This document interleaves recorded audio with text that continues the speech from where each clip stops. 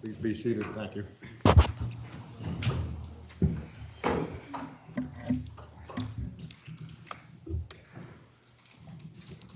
Are we ready to proceed? Yes, Judge. Detective Kimball is here. Thank you. Yes, Your Honor. You can bring the jury out, please.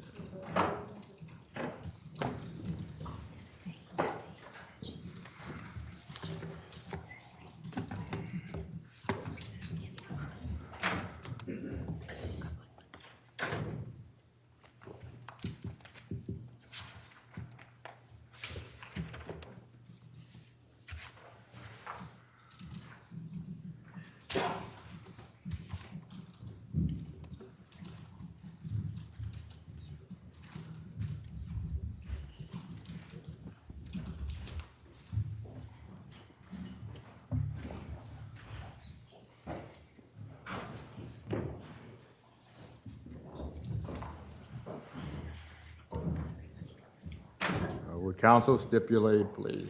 Yes, Judge. Yes. Good morning, ladies and gentlemen. Good morning. We continue with the state's case. Yes, Judge.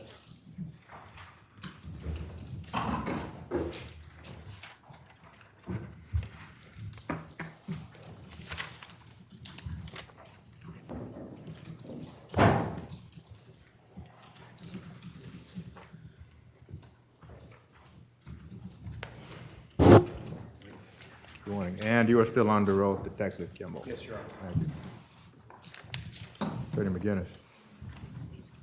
Detective Kimball, good morning. Morning, sir. Detective Kimball, I believe where we left off in the video on Friday, you were discussing with the defendant the timelines. Is that correct? Yes, sir. And also discussing the conversation between Pavel Gumini, the defendant, and Mr. Dulos the week after Jennifer Dulos disappeared. Is that correct? That's correct. And Judge, just for the record, we had paused the video on Friday at 3:04:42. We're going to pick it back up at 3:04:32 because that was as close as we could manage it. Thank you.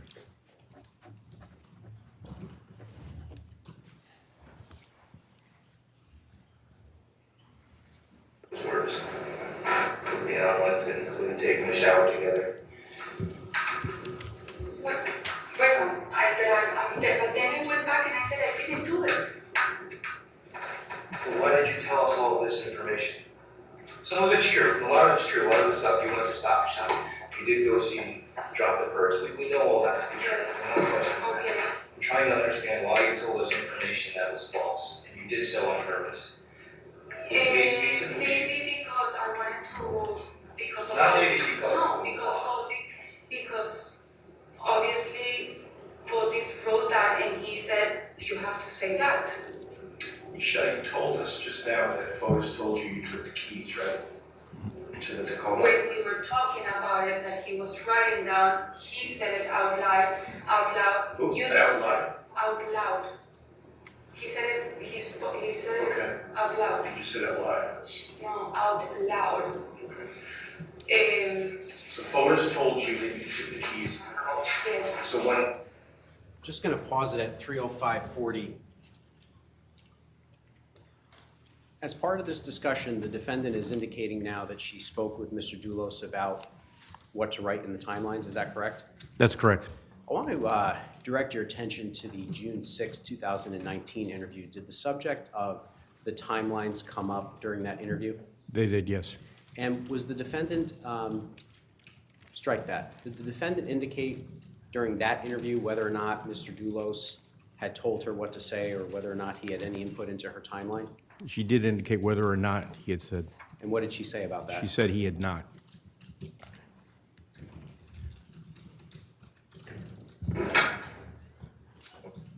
did you take the keys to the Tacoma? You took, It was me, but I don't you know, know. Howard, you only seem to give us information when you're mad, so you're about to be mad.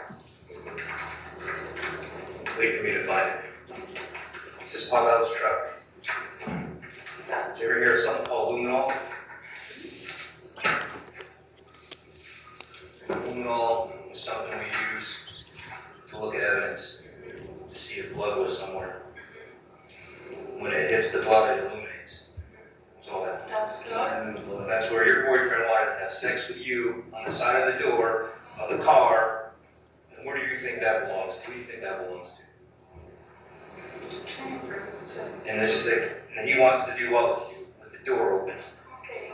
So apparently, Jennifer's blood makes him horny. So if you know stuff that you're not telling us, No, I don't. that's the man you're protecting, because that's I'm not sick shit. protecting him, I'm not protecting him. Okay. I said, and I really don't wanna say him ever again in my I life. understand that, but if you know more, I don't know, I'm telling I'm not you. trying. Just gonna pause it at 3:06:52. Could you tell the jury what Detective Clabby showed the defendant? Detective Clabby showed the defendant a photograph of the inside of the passenger door of the Tacoma, which had a reaction to luminol, positive reaction. And Detective Clabby sort of hints that perhaps the luminol is reacting to Jennifer Dulos' blood, is that correct? That's correct, yes. But in fact, there were no DNA results on that door linked to Jennifer Dulos, correct? That is correct, yes. Is that an example of a false evidence ploy? It is, yes. And then you said, apparently Jennifer's blood makes him horny. Detective, would you agree that that is an emotionally charged comment? Absolutely. Why did you make that comment? It was designed to be emotionally charged because the statement by Detective Clabby just prior to that is she only gives us information when she gets angry. That statement was basically designed to get a strong emotional reaction out of her, and she in fact did give us more information following that statement. At this stage of the interview, did you still have concerns that she was withholding information from you? Absolutely, yes, we did.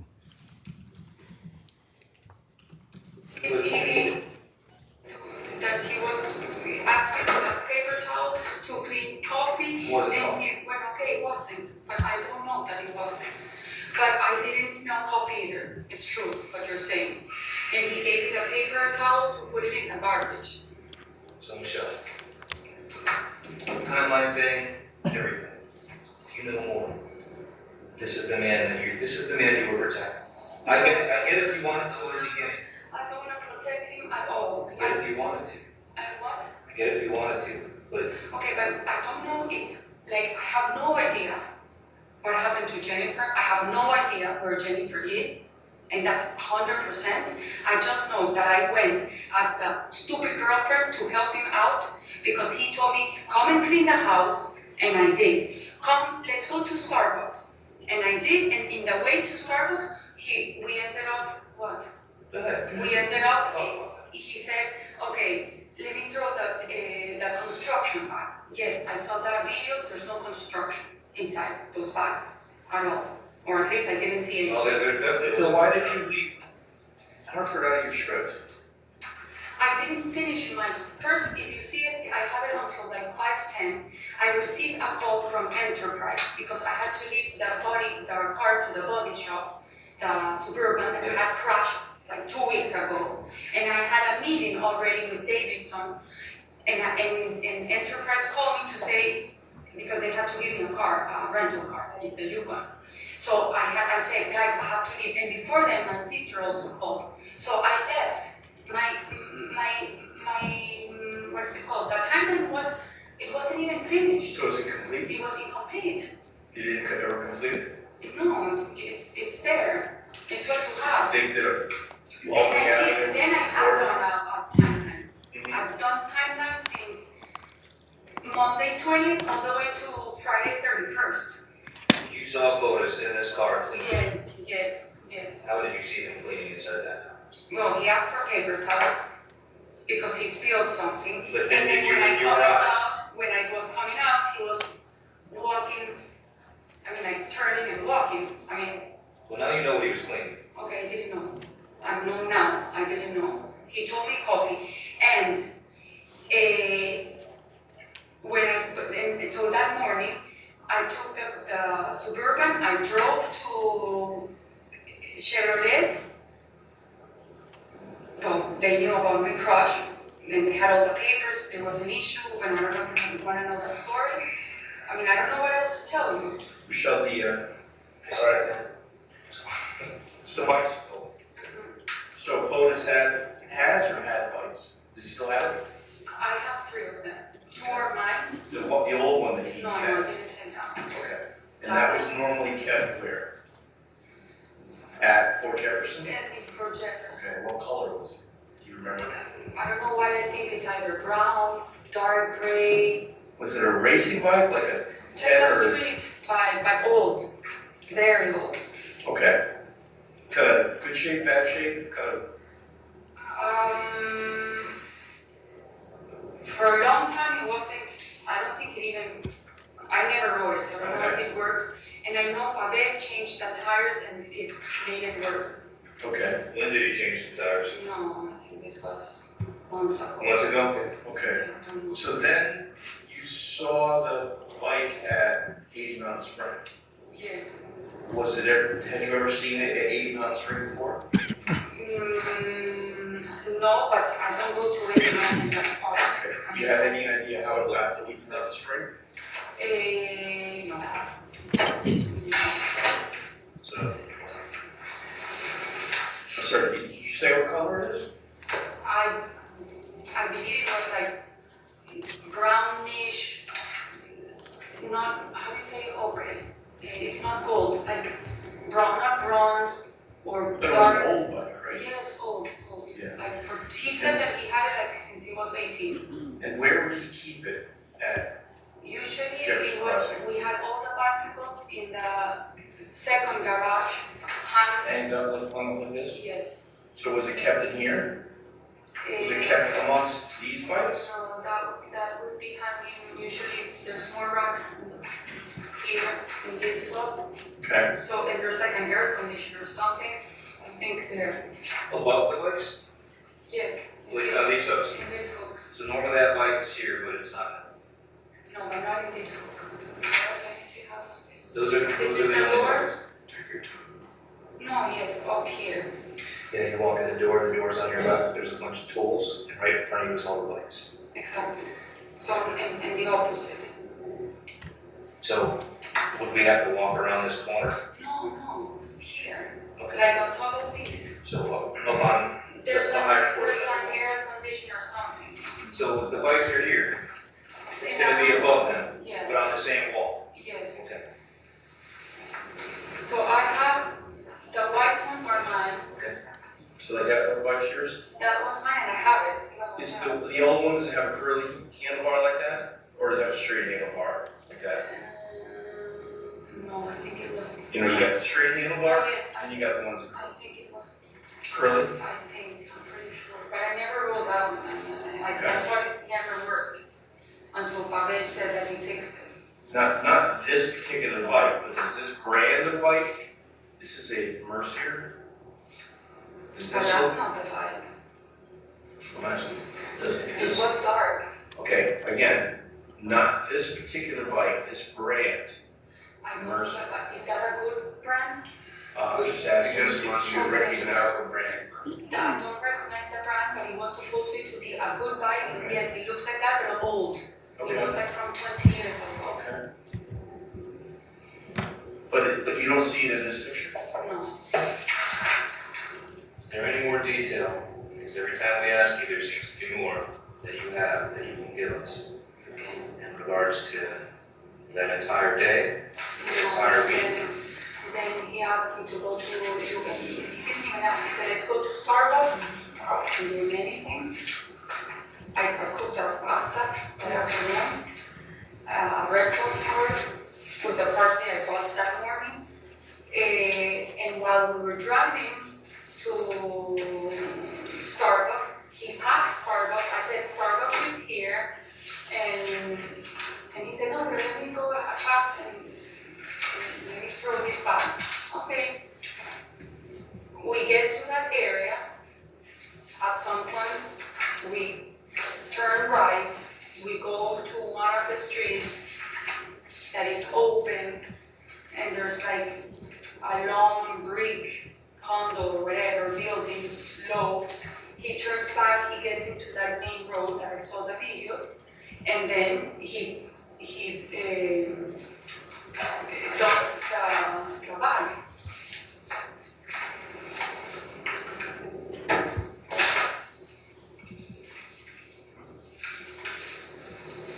Okay, so it's right here.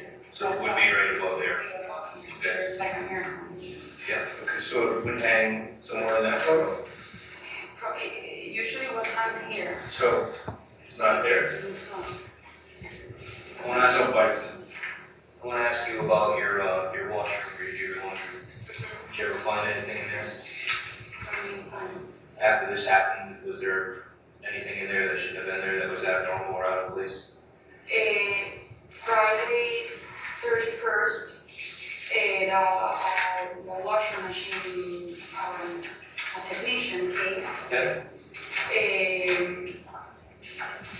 to fix the one going into the left, the washer, and he found, and he showed me, I was with my mom, a piece of metal or plastic that he found in the, I don't know the name, like not the machine, or the engine of the washer, and that's why the water wasn't draining. All right, so it broke. Yes, the washer machine, but he fixed it. You never found a strange, like a bucket or anything in your washroom? A bucket. Well, the guy brought a bucket to drain the washing machine. Okay, when he came on the 31st, Yes. prior to that? Nothing that you saw? No. No. No. I mean, the bucket of the house, but I don't. Just curious. Can we talk about something that I think is important? The police came to the house on Friday night. Okay, why don't you tell the officers what Focus was like that evening with you, who he was talking to, Okay, and the whole weekend? yes, the police, I see a police car coming. I started from the window, from the second floor. I tell Foti that the police is here. He goes, he opens the door. I only saw one guy, I don't know if there were two, I only see one. And they started talking. I went inside the room. And then he probably was there maybe 15 minutes. I don't think that much, but I don't know if that's. And then Foti says, I'm like, what happened? And he said, that Jennifer's missing since 7. And they came to see if I saw her, if she was here, like they were checking. And I said, what? What do you mean that she disappeared? And he said, don't worry, she's done it in the past. She went to Aspen and she changed her name 20 years That's ago. false. Yeah, I'm just saying. I'm Okay. telling you what he told me. Yep, that's fine. And I'm like, wow. He's like, so what, she disappears? And she said, well, she's done it in the past when she got upset with her parents, okay? Then he started calling lawyers. And he went to the office because that's where the best signal of the house. He speaks with the police. The police, I guess, asking. Then at some point he says, can you please tell the nanny to pick up the phone because she's not picking the phone. I guess the police called Lauren, and at some point, Fotis talks to Lauren, and they say that they're in New York, that Cristian is whatever. And I said, I have to go because I have to pick up Nicole. Because Nicole, I have to pick her at 9 or 9:14. And he said, no, I'll come with you. Which, for me, like he never came with me to pick up Nicole. That was unusual. That was unusual. I think he went at the most 3 times, his life with me to pick up Nicole. Then when we went, obviously in the car, he was making phone calls to Jacob, to Mike Rose, to the lawyers. And the only thing I said, please, I don't want to talk about this in front of Nicole. So when we picked up Nicole, we didn't talk about it. I asked Nicole how was her day, whatever. We got to the house, I put Nicole to bed, everything. He was in the office. I went to the office and he was still talking to lawyers or to his people, to the lawyer. And I did ask, but where can she be? Can you call someone? No, we don't have anyone in common.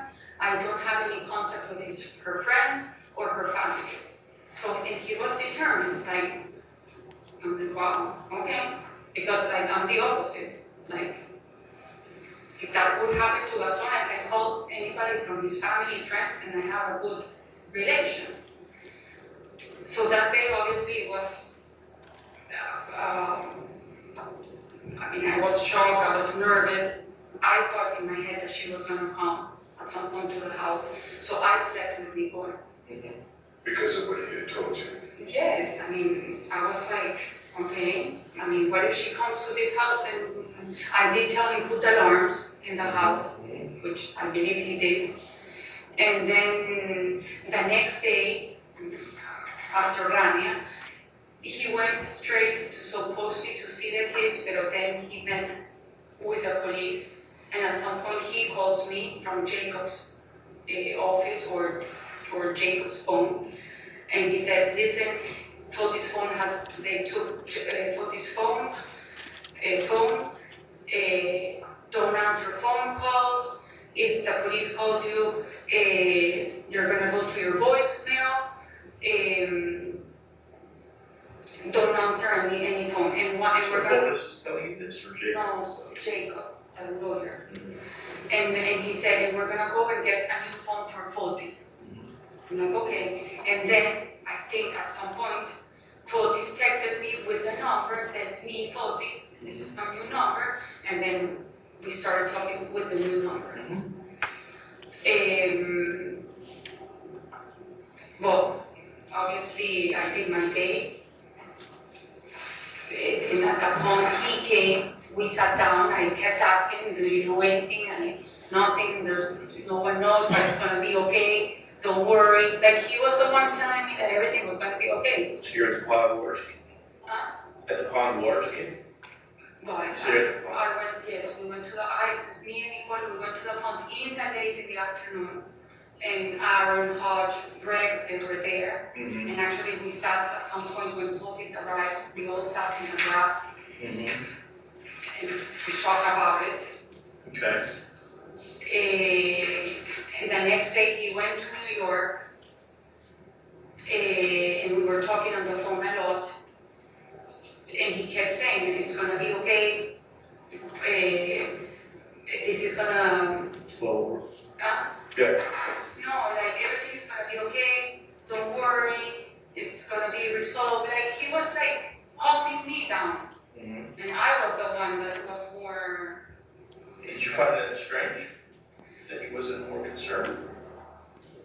I did, but because they had supposedly such a bad relationship that they couldn't even talk to each other, I didn't understand. I did get upset when I found out that he was on Wednesday that night that they ate, that he didn't tell me. Right. And at some point I said, you know what, you're toxic people, you're a liar, I don't want to be near you, and I really want to move to Colorado. Like, I was really to the point, and if you have my phone, you can see all my texts, that the possibility of me moving from Colorado was in December. I was for sure gone. And in June, after going, because I had a plane ticket on the 10th of June, I was going to stay in Miami.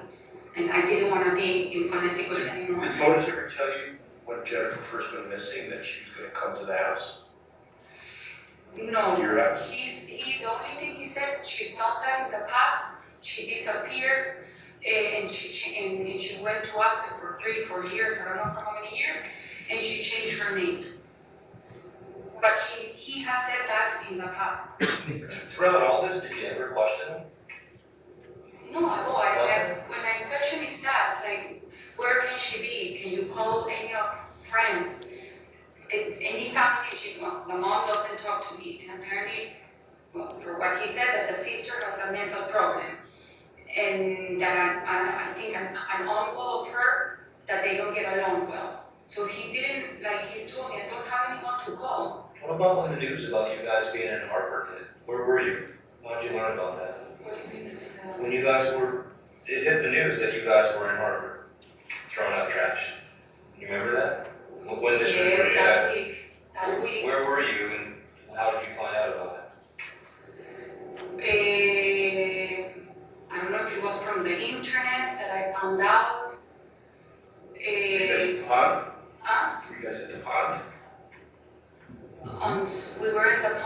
Saturday When afternoon. you found out about Hartford?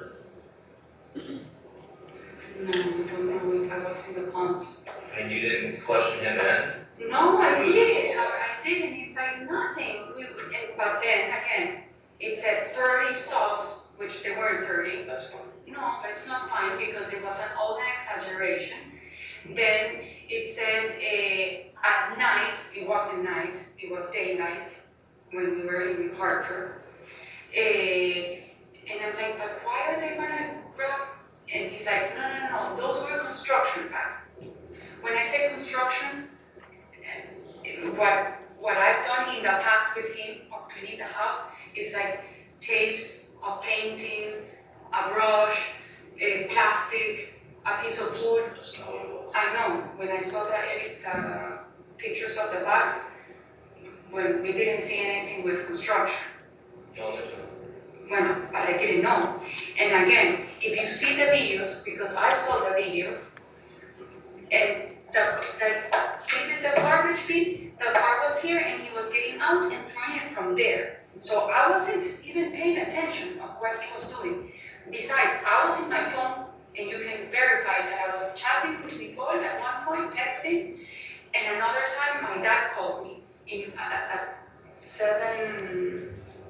Well, your family, if you use WhatsApp, you guys were, your family was having a huge conversation all day long. And you only responded about 4 times throughout the whole period. You have your phone. Yes, I know. So pretty much from the time you go to 80 Mountain and including when you're in Hartford, you only responded about 4 times to anything from what I saw. Yes, if you see the past conversations. But it doesn't show you on your phone texting and doing all this. It just shows your phone just kind of stagnant. No, I texted Nicole at 7:41. Nicole, should I pick you up at 9:15? You have that in your text message.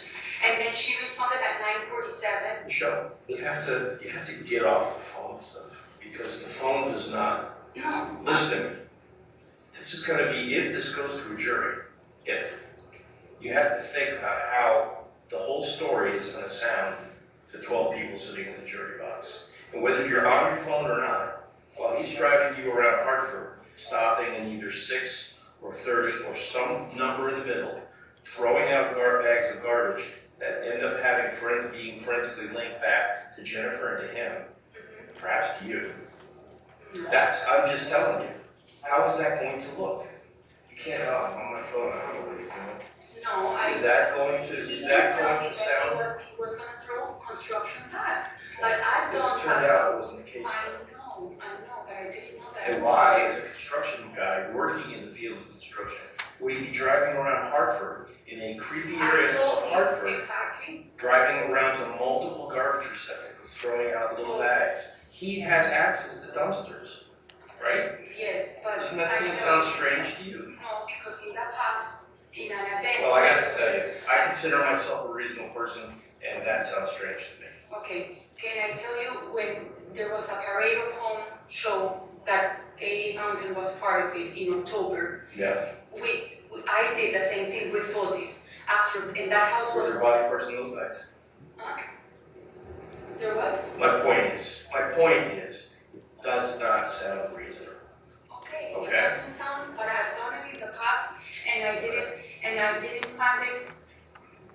The only thing that I did find weird was the area. Right, you And I wanna did get tell out of him, here. and I did tell him, what are we doing here? And I saw the videos, and there's one when he parks that he opens the door 2 times. And I believe that's when I told him, what are we doing here? That I remember when we spoke, the last time we spoke, I remember saying that there was like a fire, which I didn't see the fire, but I saw ambulance in the videos, so maybe I confused fire trucks with ambulance. We know what's in the video, we've seen it too. Exactly, we know. We heard. But I remember that he at some point opened the door, that he was gonna get off. I said, what are we doing here? Right. He comes up close and then he said, no, it's just a second, and he opens again. Were you uncomfortable in that area? Yes, I was. Did you ever open the door of the truck?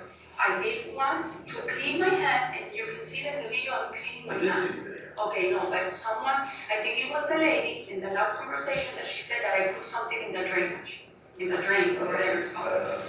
Yes. No, we don't put something in that drain. Oh, but someone said that it was me that put it in the drain. We know, Michelle, what went in the drain, so then put it in there. We know who put it in there, and we're not saying. Okay, no, but. Attorney Bowman, earlier you had mentioned that there was a little bit more detail about 80 Mile. Did that already come out? I think for the most part, yes. Look, I'm gonna tell you something. The part about the keys is, It's a big thing. yeah, do you understand? Yes, I do. Now, Okay, if do I, your best to tell these gentlemen everything you know about the keys and how they got in your car. okay, okay. Or to you, or however it happened. If they were in here, with the door open, I probably closed and I took it because, as you say, I was the last one to go and I took the key. At some point, Potis calls me and he says, "You have the keys." I said, "Yes, I do have." I said first I said I do, and then I checked and I said, "Yes, I have the keys." And I went outside the house and I handed him the key. And that was in a period, I don't know, from here to the house, 10 minutes, probably. So is there any more detail that you're willing to give us about this entire incident that you haven't already? No, because I told you that yes,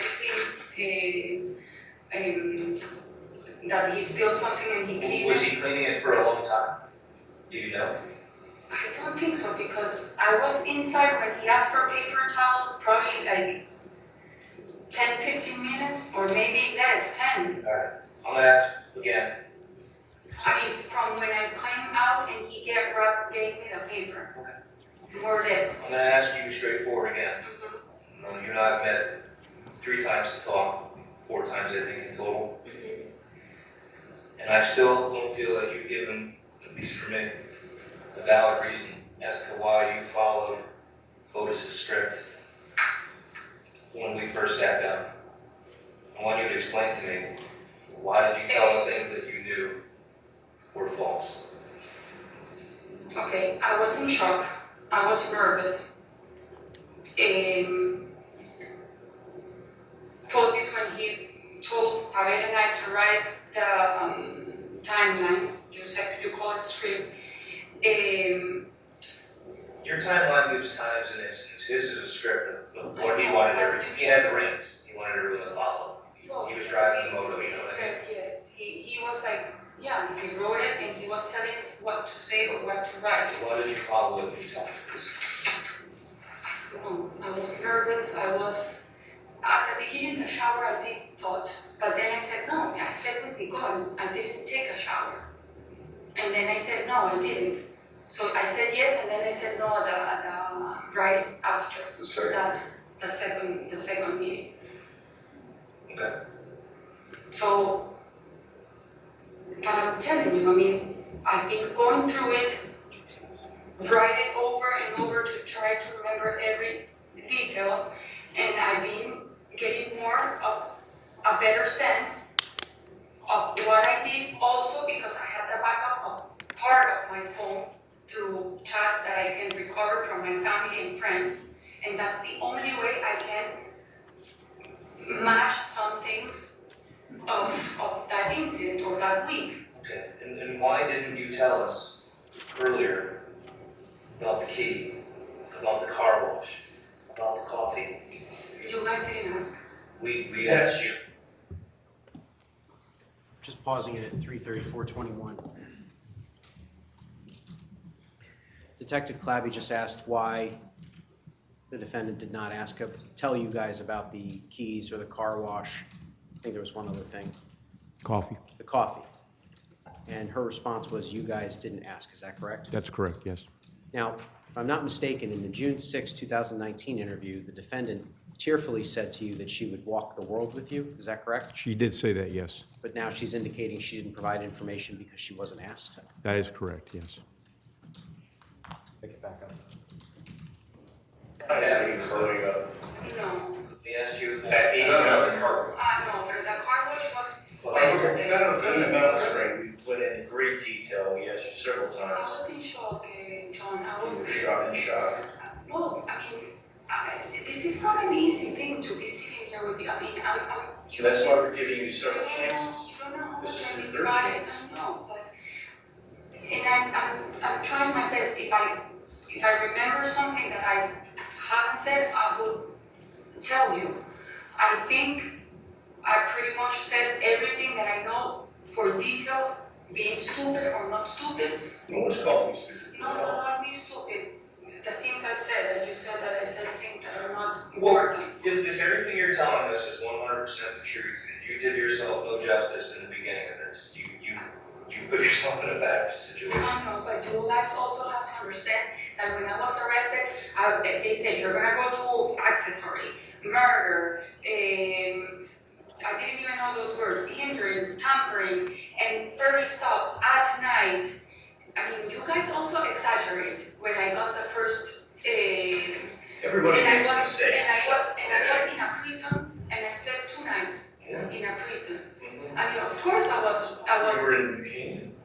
I don't know where. Yeah, that's not prison. Well, Niantic's for prison. me, it is. Niantic's in prison. We respect that, we tried to make it as comfortable as we could for you. I know, but I'm telling you, but During that also remember, and that each time, and when you guys sat down, that for instance, I said thunderstorm, you were the first one saying, I checked the And forecast. I did, and it said it didn't happen, but now I understand that maybe that wasn't correct. Because guess what, when I'm wrong, I'm gonna admit that I was wrong. But you didn't admit that moment, and you I made me didn't know cry, like that. That's, and you made me doubt of I'm about to myself. find children that don't have a mother right now. How do you think they No, feel? of course, I'm not Do you saying. think they're upset, Michelle? No, I understand, but what I'm saying, that day, you guys attacked me, everything I No, was saying. we provided the information that we had at the time. Okay. We have a lot more information now. But everything I said, you were questioning it, and I was doubting of myself. But this is the process. So when we first met, we knew this. Remember I told you that earlier? Yes, and We knew this, and now we know all of this. So, if that upsets you, this is the predicament you When have I yourself. said upset, it's not that it upset me in a bad way. It It's upset not. me that gets me It's not a nervous. personal thing, No, not at all. Okay. all right? We're trying to get to the truth, Michelle. We don't care what the truth is necessarily. We want to know the truth. If you're telling 100% the truth, and this is your fault, I don't want anything bad to happen to you. No. But you need to Another make thing that me we haven't know talked you about believe is that. Kent. Like, I found out Kent, I and would it's love to true. listen to Ken, but before you get into Ken, I want to ask you about your trip to Boston. Which one? You went to Boston just prior to this happening, around the 18th, 19th time, right? Yes. What was that trip about? When was it planned? Why did you go? My friend Paula, she's Colombian, her boyfriend, his son was graduating from Babson, Okay. and she had invited me to go like from Thursday. I said I can't, I have Nicole, she's in school. I was gonna go with Nicole, but then Nicole had the birthday party that was a sleepover. So I dropped Nicole with Otis in Lauren's house that Saturday, and we drove to Boston. We went to the hotel, we got changed, we went to eat, we met with my friend at a place called Empire. We sat at the bar, we had drinks, we ate, and then her boyfriend, Guillot, which is a friend of mine, Guillermo, called and said, okay, we meet at the nightclub. And we ended up in a nightclub called Icon. And we were there dancing and around. We don't need to go through all the detail, I'm just curious, so it was pre-planned, it wasn't a sudden thing. It was pre-planned, but for, Fotis came to visit you, no, he came with me, he came with you the whole time? yes. But did he left, and you didn't come back with him, right? Didn't he leave before you? No, No, you came back at the same time? no, you're talking maybe of the previous week, I was also in Boston Okay. with Nicole. He came home on a Sunday, right? And you and Nicole stayed up there? So I'm trying to understand. No, wait. That Saturday, we drove Fotis and I together, and we came back Sunday morning. Okay. That 18, 19 of May. So you were home then? I wasn't at home, and then I picked up Nicole at Lauren's house. Okay. And you drove back from Boston with Fotis on that Sunday? Yes. Okay. What do you want to say about Ken? Okay. well, I just read about in the news that Kent also, it's like crazy with the wife, that the wife says that Kent and Fotis were planning on killing them. Well, I'm asking you about the Sunday, because on the drive home from Boston, who does Fotis call? Well, no, I read it also in the news. Who's he called? But He was in that apparently they went to Oyster Bar with another friend. I read it all in the news. Yeah, Okay. it's news that's actually true. Okay.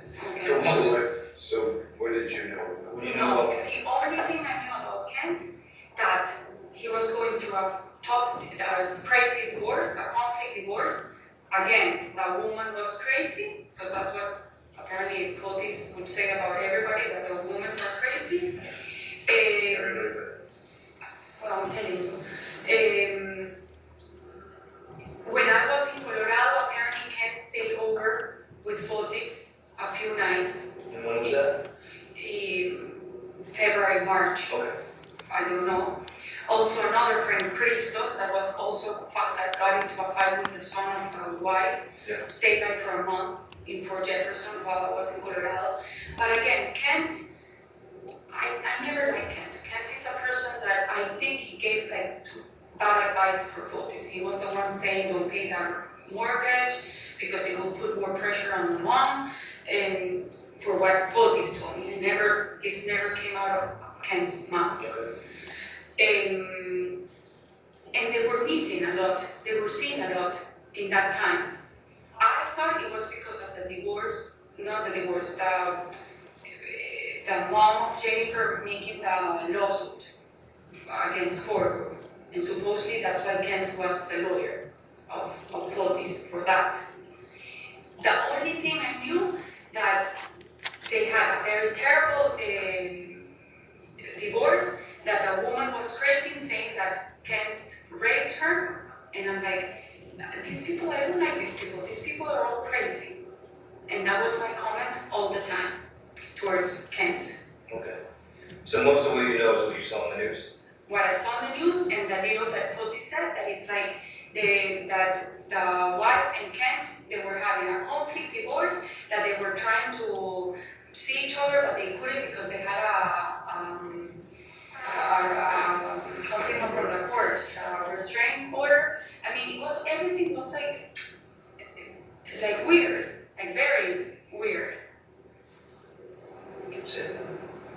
For me, it was, very awkward. Michelle, was there a time that you took your computer to an IT guy to have him download it? Yes, in that 31st. What? Can you tell me about that? Yeah, Dean, it's called, a guy, Dean. He's a nice guy, he's for this IT guy. He does all the work for group and computers. Fotis told me, call him, because I want to ask him, how do I change from the number, from his old number to the new iPhone with the new number. Okay, he was supposed to meet with him. I texted or I called him and said, yeah, we'll meet tomorrow at 9:10 on Friday. Zeisler? What is that?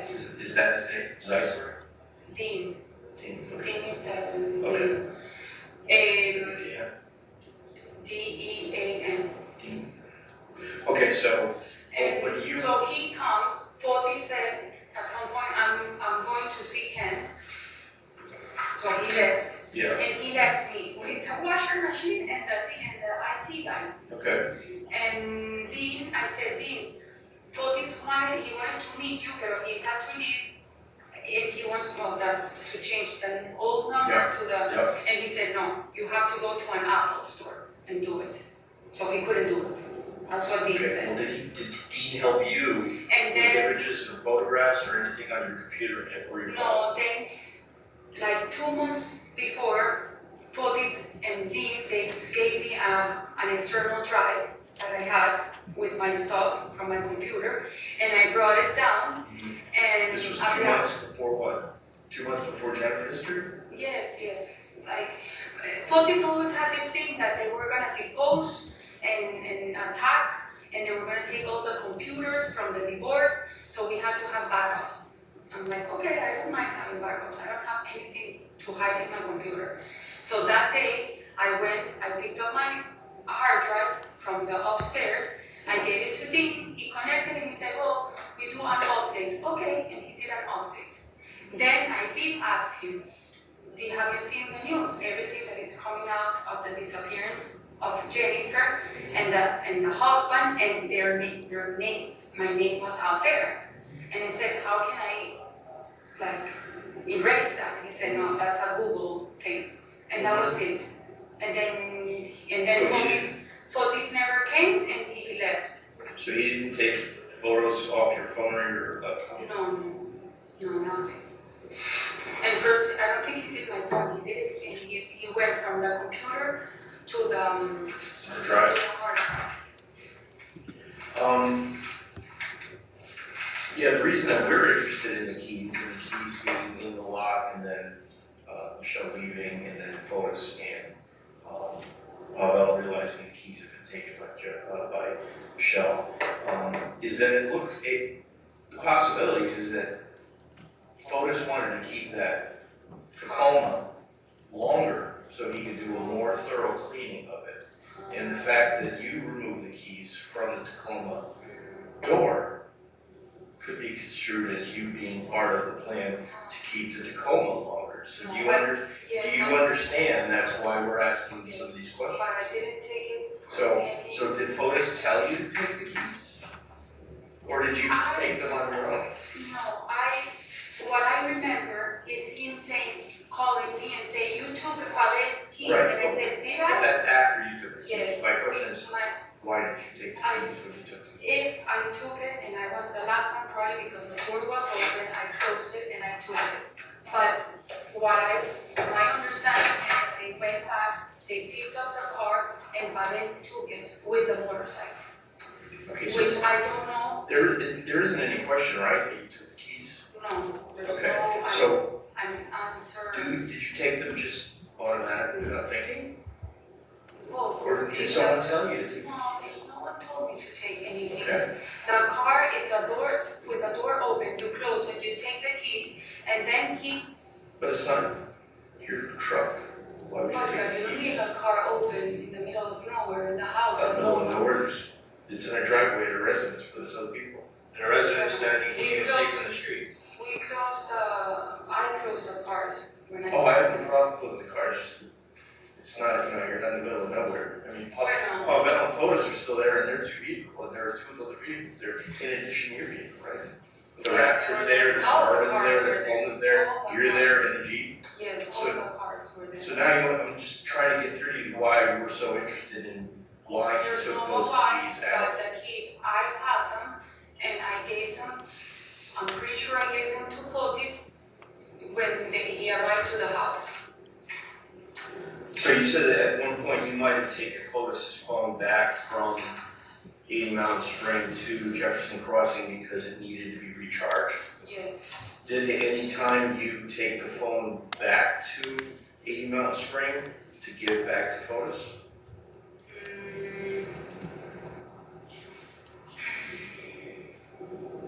Do you? I don't know if I brought it or Let me- Fotis went to the house and. All right, there's no sense in going over this until we actually answer this first question. Do you remember, Michelle, taking Fotis' phone from 80 Mountain Spring and bringing it back to Jefferson, or are you just saying you No, might have? I don't remember, I took the phone because it was out Don't of battery. No, Are you saying you don't remember? no, I do.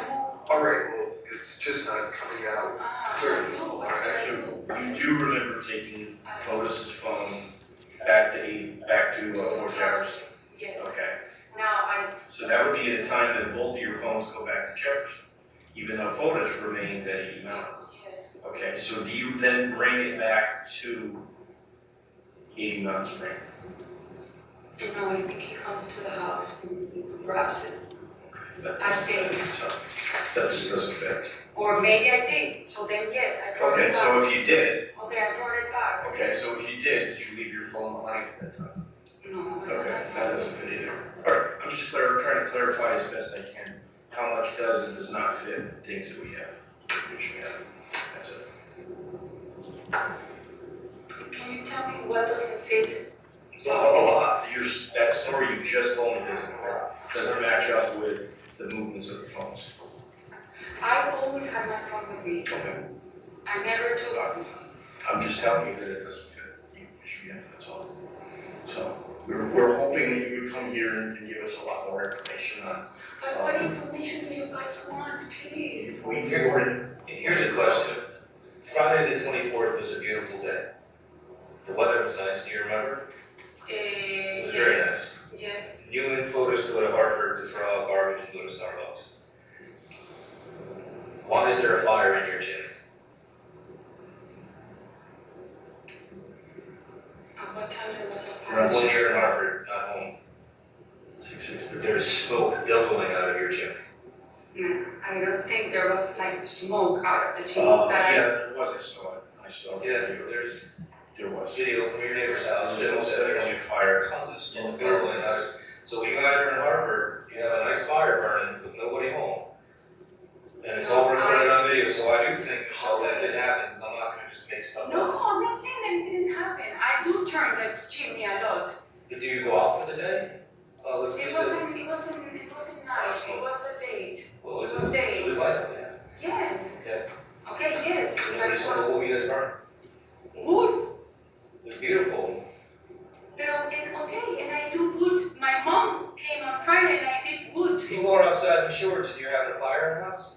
I do fire every day, doesn't matter. Every day. Well, not And you every leave day. it burning when you leave the house? No, it wasn't burning when we leave the house. I don't think it was burning. It must have. I think so, because we have video of you in the car in Hartford. No, I was. I'm not saying that And it at the same time, wasn't. we have video of your house having tons of smoke coming out of you. The house clearly didn't burn down, so there wasn't a fire, so. No, but it wasn't. So you guys had a fire that Yes, I had a fire that day. day? At what time? When I came back, probably like around 5.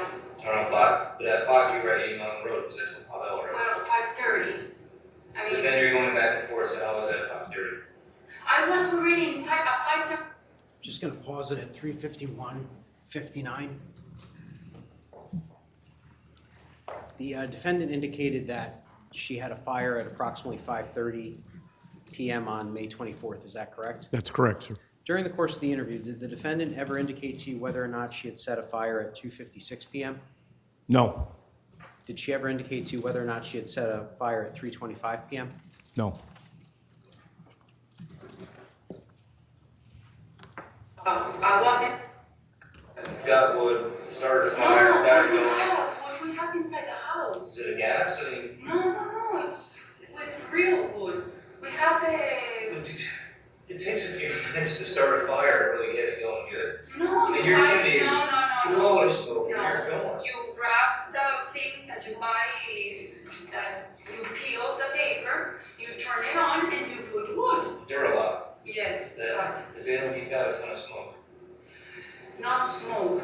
With the wood, with that thing with wood. That's what I'm saying. Now, there's the chimney to your house, and it's crazy smoke coming out of it, and a Duralock.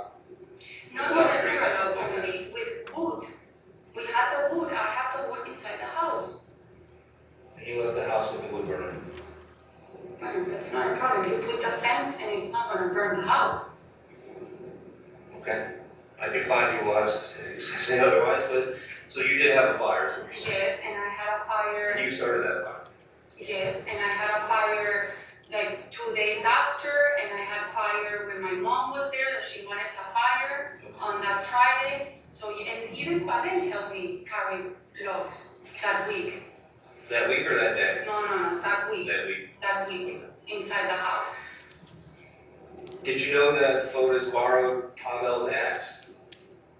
No, No? no, Do you know why he would borrow Pavel's axe? no, because I didn't, now that you're saying we need to do something, but I never saw I'm him not saying that, I'm with just an asking axe. I never saw him with an axe. you. You never saw the axe in the garage?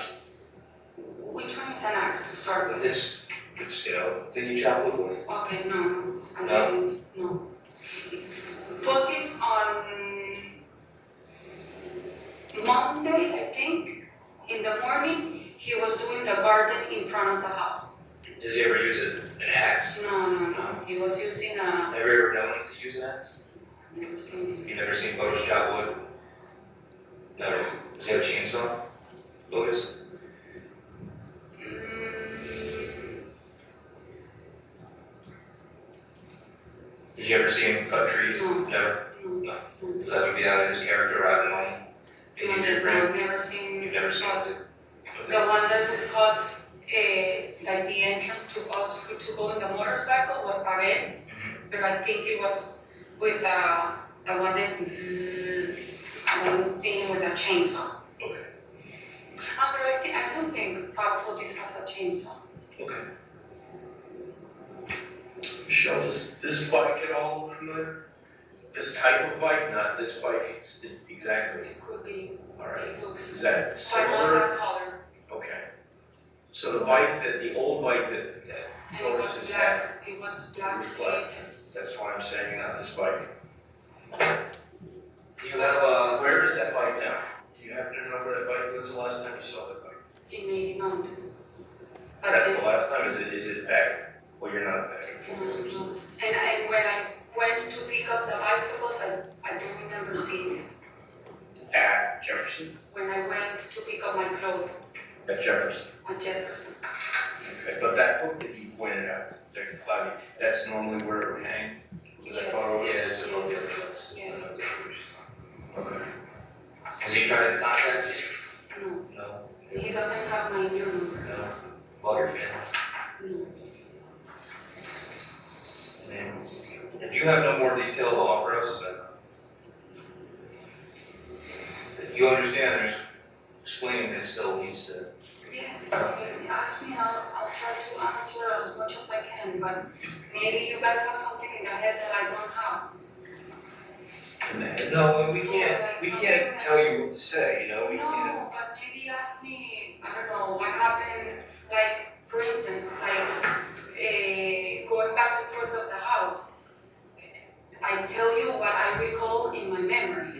That yes, at some point I went back, I came back, and then I went back and I stayed. I didn't go Okay. back to 80 Mountain. So. Neither of us were there, so we have to listen to what you're telling me, and then we have to look You it up. didn't have to have access We to have, my information because of my phone, so you know exactly Yeah, where and I a was. lot of that comes from he's what just you're saying, I'm just saying. saying. What I've been telling you, it's a lot. You're No, telling us. so because there are things that I forget, like for instance, I just found out, I just remember when we saw the evidence, because we saw the paper of the bank, of Fotis, that day I went to the bank, otherwise I would not remember. If I didn't see the evidence on the tape that you guys sent of a bank, of an ATM bank.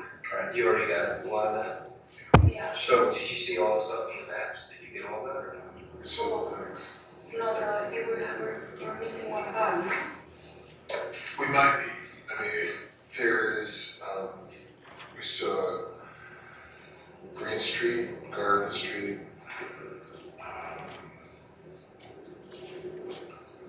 Center Street.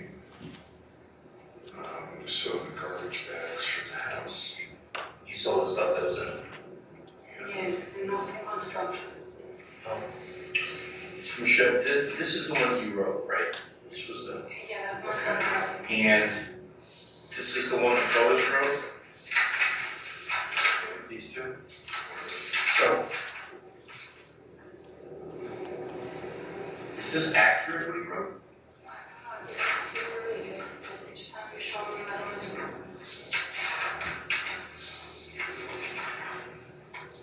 Oh, I don't understand even what it says. What does it say?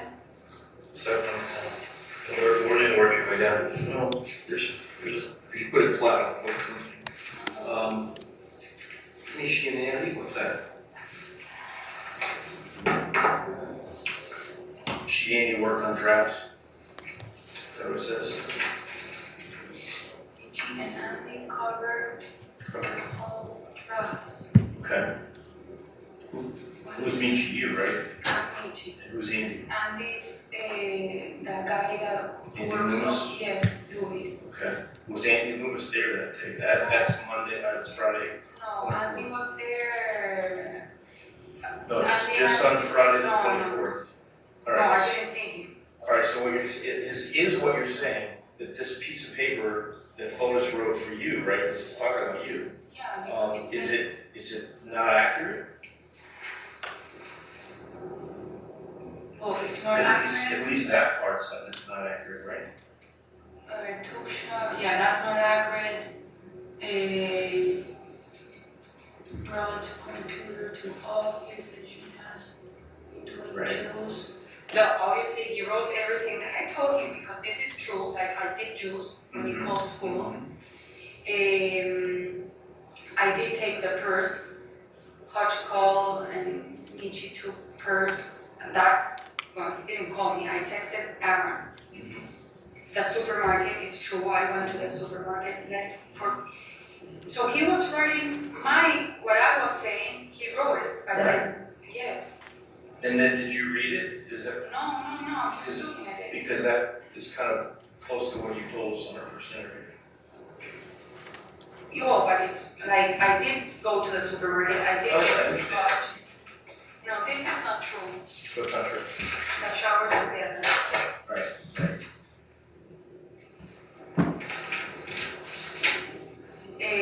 So did he tell you you took showers together, or did you tell him? No, he said it.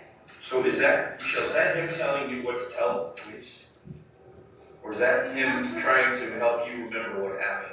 Well, obviously it was for me to say it. But Okay. he was trying to be more accurate, but with a But it's lie. not being accurate. You With a guys lie. didn't, right. With a lie. That's what I'm saying. I mean, a lie's not accurate. Like, I know, that's what I'm saying. Right. He was trying to feel things that I said I don't remember, but with things that it wasn't true. Left for Petrus, that was me. And to the phone, I did do that. Computer sent and to Michelle. Okay, I don't know what's that. Sent email to. Yeah, that's all, Okay. he has him mixed in with you. Yes. Dear Cliff, I don't know what this is, 88, yeah. All right, there's more to the beginning, because towards the end, he starts to give his own, he goes further into the evening, because he talks about members of New Canaan Police Department contacting him. So he goes all the way up to No, yeah, When he's trying to pretend that he's home, he's not. That's true. That's not true. Like I didn't take a shower with him. I did do the juice, but obviously he was putting things that I Yeah, said. that would extend that crossed out, but, you know, you said you made the other one. I made the Yeah. whole list for Nicole and then for me. But there's definitely, you know, Yeah. some unsure things. All right, so to recap, when you saw Kent in the office on Friday the 24th, Fotis's phone was in the office, and the phone, you heard the phone ring, and Kent started moving towards you. Like coming and saying like something with the call, like grab the call or Okay. is that a call? Something with the call. And you picked And up I the picked phone. up the phone. I saw Andreas, but as I tell you, sometimes police writes the name of women in man's name. Did you suspect that that might be a call from a woman? Yes. Okay. But Ken pushed you, like he wanted you to, I'm not saying he encouraged you, but he encouraged you No, we to didn't answer the approach phone. each other. He No, was, no, no, no. he was far. That's why He said, are you gonna get that, or are you gonna get that? Yes. And he wanted you to Then answer. he was like listening to me Mhm. with the phone and there was like, But did Ken wanted you to answer that phone? it felt like yes because he was like looking at me. Okay. Knowing it was not his phone, not their Yes. phone. No, mine wasn't. It was what's his name? Okay, Focus. so there's static on the phone, he says, oh, you say hello. Yeah. And then the phone And like then the terminates phone- or fails, Yes. and you put the phone back down, and that all is a matter of maybe 20, 30, 40 seconds short? Yeah, it was short. Okay. And did the phone ring again, that you know of? No, because I left. Okay, and you left the phone there, and when you were holding the phone, did at any time Ken ask for the phone? Did he say, give me the phone? Okay, all right, just wanted to clarify that. Did he say to you, are you gonna get it? Yeah, he said something, are you gonna get the call, or is that the call, like something with the call. He said, is that the call? No, are you gonna get the call, or is that a call, like, I don't know exactly the words, but yes, he said, like, So basically, Ken asked if you were going to. exactly. Okay. I want to go back to, if you all sit there. I want to go back to the day of the car wash, 29th, after you meet with Attorney Bowman. You go to the bank to get cash.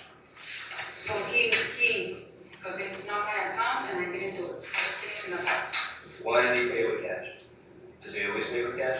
No, I have no idea. Like me, I pay with credit card, I never use cash Or for when you're with him, does he often pay with credit card or does he often pay with cash? No, credit card. When we travel outside, cash. When you travel outside The of country. the country, cash. But when he's home in the United States, Connecticut, he's Well, normally in the using a credit beginning, we card. used to pay a lot with cash.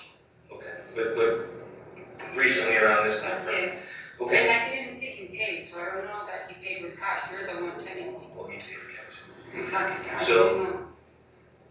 The seats with Abel's truck, Mhm. what do you know about those?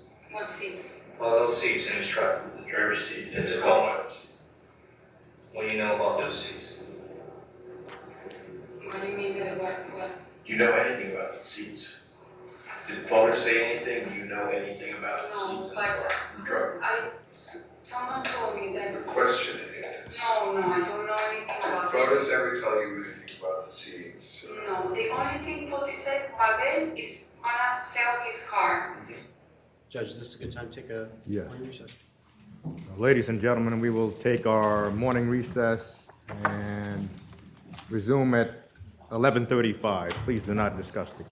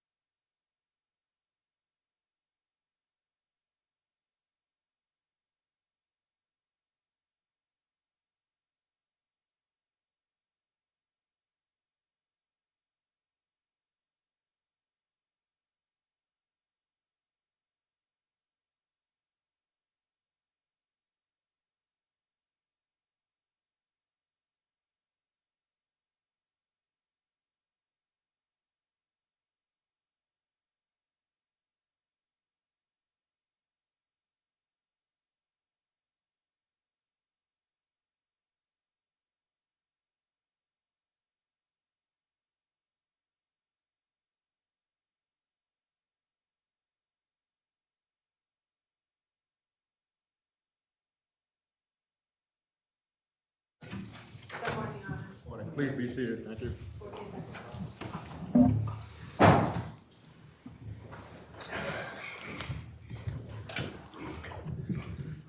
You can bring the jury back in, please.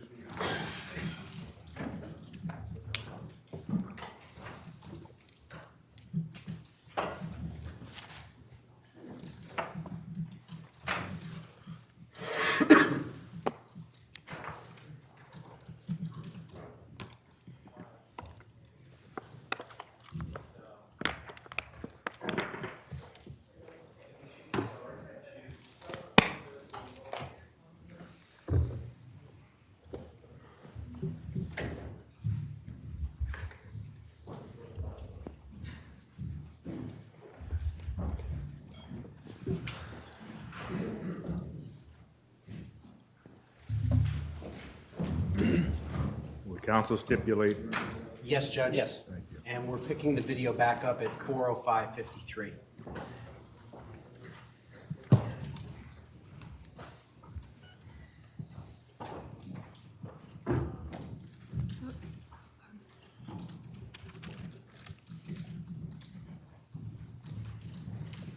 Just rewind it 10 seconds. We're going to rewind it 10 seconds, Judge. Thank you.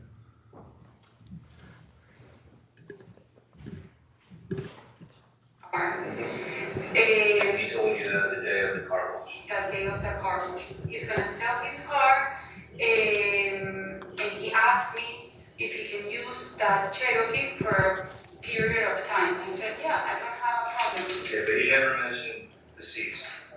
Nothing like that. No, no. No, You did already? For sure. yes. I mean, I know he wanted to sell the car for this told me.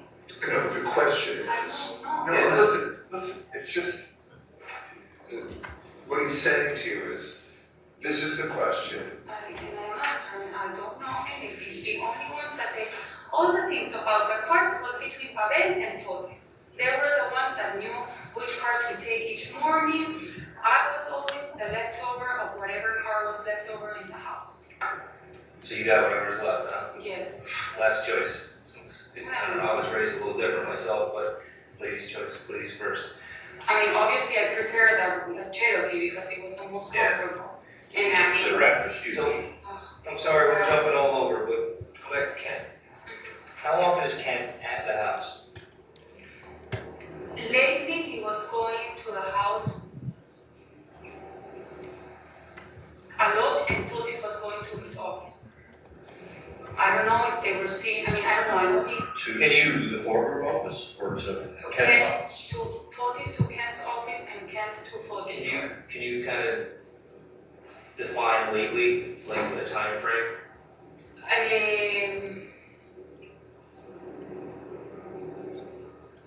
Like maybe 3 weeks, So 3 weeks to kind of gear it up? they were, that I hear him talking a lot with Kent, or he would tell me I'm talking to Kent and maybe it wasn't true. Is it normal for Kent to be in the house that early in the morning? And by himself? Well, that office, a lot of people comes in and out. And it was like, sometimes I would find subcontractors or Fotis was an early person. I don't know if I saw Kent at that time another day that early. You overheard their conversations, does anything stand out? Fotis and Kent talking? Fotis, each time he would talk, he would go to the office to talk. Even when he talked to Mark, Andreas, his friends, he would always go Well, that makes a lot of sense. uh, Makes sense that you would do that. to the office. He was always that way, Fotis? Yes. Yes. Yes. Or he would chat a lot. Chat? Oh, on his phone? Text, yes, message. Have you ever known, Michelle, have you ever known Fotis to watch any of his workers' cars before the time that they washed? But He the washed. only person, well, Barret, I've seen him since I moved there. Guillaume, there was another French guy called Guillaume, that he used to have the Raptor. Mhm. But Fotis would use a lot the Raptor. so they would exchange. Right, but Pavel, the Toyota is No, the Pavel's Toyota's truck. Corvettes. If Fotis ever washed it's one of his workers' trucks in the I past. never saw washing that one, but yes, washing other cars from his car. Well, his car is Yes, just, but listen not to the from, question, not from please. the Yes, and he'll wash the former cars. Yes, Right. but not from Other than Pavel. his cars. Not from Pavel. Now, Pavel's car, when we first talked to you, you described it to us as this. Pavel's car is old, destroyed, and very dirty inside. Yes, You didn't find it kind of strange that he wanted to wash it? And that- because he told me at some point that Pavel wanted to sell it, and when he already said like 3 times that he was gonna sell it, and that if it doesn't matter, if he can stay with the Cherokee. Do you still believe that to be the case? No, of course, now with Well, all I mean, this. I can't make assumptions, sorry. You don't believe that's a true story anymore told by Fotis? No, because that's a lot of, Why would Fotis be washing the Tacoma, do you think? Do you have any idea? obviously, all the evidence is because, and you showed me the picture of the blood in that door, it's because the body of Jennifer at some point was in there. See, that's what's called reasonable. That's what we believe as well. And But, I find it pretty damn sick. I know, That's sick. That's utterly disgusting. I know. So this is why, if you have detail, or somewhere deep in your heart, you still feel what you're doing for him. No, he was probably, This yes, is- cleaning the car. I mean, Well, he was cleaning the car. but to attempt to do that, that's pretty ugly. No, But with like paper towel, I can just. That's not what he's talking about. what I'm talking about is that somewhere deep within you, you still feel for this guy, or there's a connection where you're trying to. I don't. There is detail, I mean, this is the last opportunity. No, I know, he was cleaning the car. You're not yes. gonna meet with us again. I know, but he was cleaning the car. So The there's, inside where the seats were clean. So Inside. I didn't see him inside, but All right, so obviously. the door was open, he The was door standing was there. open, he kind of walked, he asked for paper towel, so yes, he was. Did you notice anything in the back, the bed of the car, the truck? Okay. Were there any bags, other than garbage bags, were there any like ski bag or anything around? Was there anything in the garage at Email Springs? No, in the garage, it was empty, that garage is empty, I saw the bicycle, Mm-hmm. and that's it. And I think there were bags that he has of, I don't know with what, Okay. but they were like paper bags or something. Okay, the grocery bags or bigger? Like what? Grocery bags? No, bigger. Bigger. Yeah, the big bags? construction things. Okay. I don't know, maybe cement, I don't know what it is, Alright. the big thing. I don't know if they're still there. And that bike was an old, black colored, Or brownish or dark colored? dark color. Did it have a, the, Pavel fixed it, he must know exactly what brand. Pavel was the one who fixed that bike. Michelle, when you brought up the bike earlier, when you said Pavel had mentioned it, you also said 61 Sturbridge at the same time, which is an address in Wait, what? New Canaan. Sorry? He wants to Hills? When you told us about Pavel talking about the bike, at the same time you said 61 Sturbridge. That they started talking about 61 Sturbridge. Okay, it wasn't about the bike, you just kind of No, confused the two it things? was like conversations that I recall of them having, Okay, but not that the bike. it didn't have to do with Sturbridge and the bike, it was just, No, it's that at some point, what I remember, Pavel telling Fotis like how was his day in 61 Street in New Canaan. Right, yeah. This is kind of distinct lettering. This is part of that bike. Does that lettering look at all familiar? Don't go by the color of the bike, just look at the lettering itself. it's kind of how it's, But it says Special Tour de France. And then there's It was a European bike because he Yeah. brought it from Europe because he said that he had it since he's 18. So I guess it's a bike from a European bike. Does that name, Just gonna pause it at 4:14:10. Detective Kimball, can you just indicate to the jury what you're showing the defendant at this point?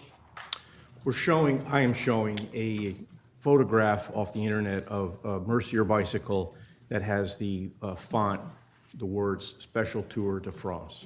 And why were you showing her that particular brand of bicycle? Because in the Albany Avenue garbage, we discovered 2 bags that were taped together, and on the adhesion side of the tape was that phrase, "Special Tour de France."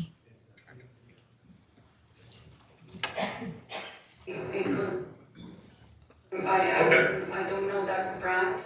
But I didn't know it either. The Tour de France thing you've never seen before? No, of course I've seen the Tour de France. Well, no, This specific logo. No, I don't. Tour de France. But never saw that it before. was a bike similar to that.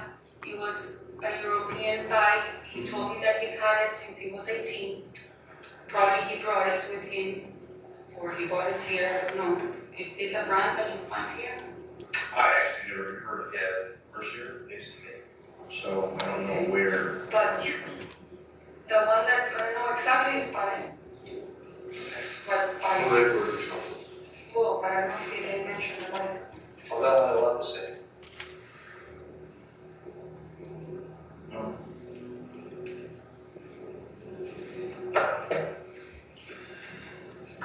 Look, you're trying to guess. Yes, I mean, you guys can keep asking, I can stay all night, because I really wanna solve this and I don't know what to do, like, I'll tell you whatever, but tell me what you wanna know and I'll go over it and I'll think with you guys. I mean, what else, I know. The ultimate is we want I to find know out that where she is, what happened. I don't know. But for all that you guys have, obviously, that Fotis did something to her. If she was cleaning the car, if he was cleaning the car, it was Jennifer's blood. So he knows where Jennifer is. Yeah, but the question But is, I don't know. No doubt about that.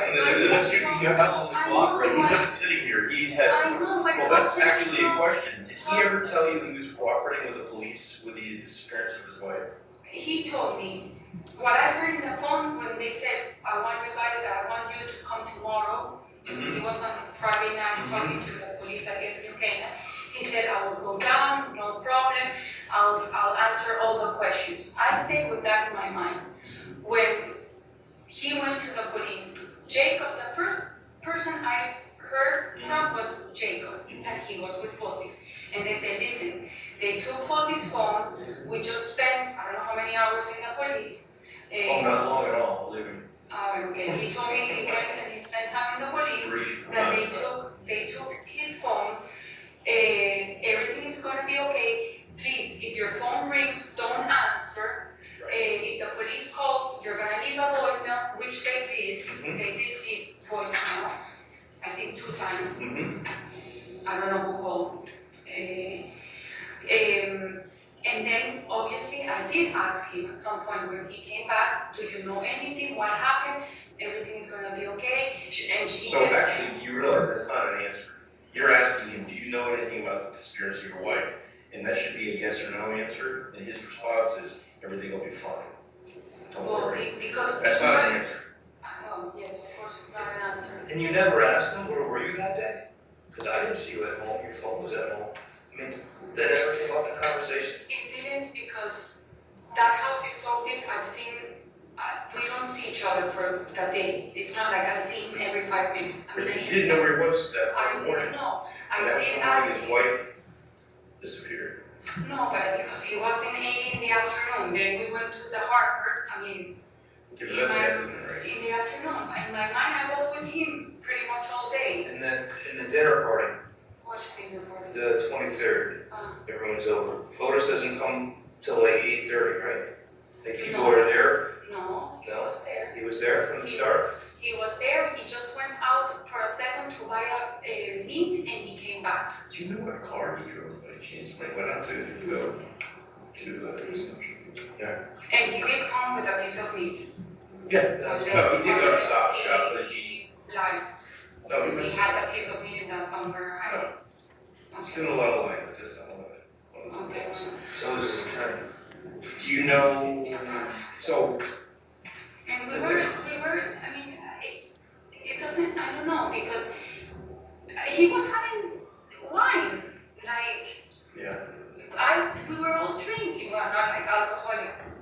drunk, but we were like having a nice time Okay, that night. And that dinner was supposed to be Tuesday. okay. So it's like, I don't know what happened. That week, normally Pavel leaves his Toyota Tacoma at Fort Jefferson, correct? Was there a time during that week or the previous week, Michelle, that you realized that Tacoma wasn't at Fort Jefferson anymore? Was it there the whole time that you remember? Pavel, he has a mix. Sometimes he leaves it overnight, Okay. sometimes he takes it.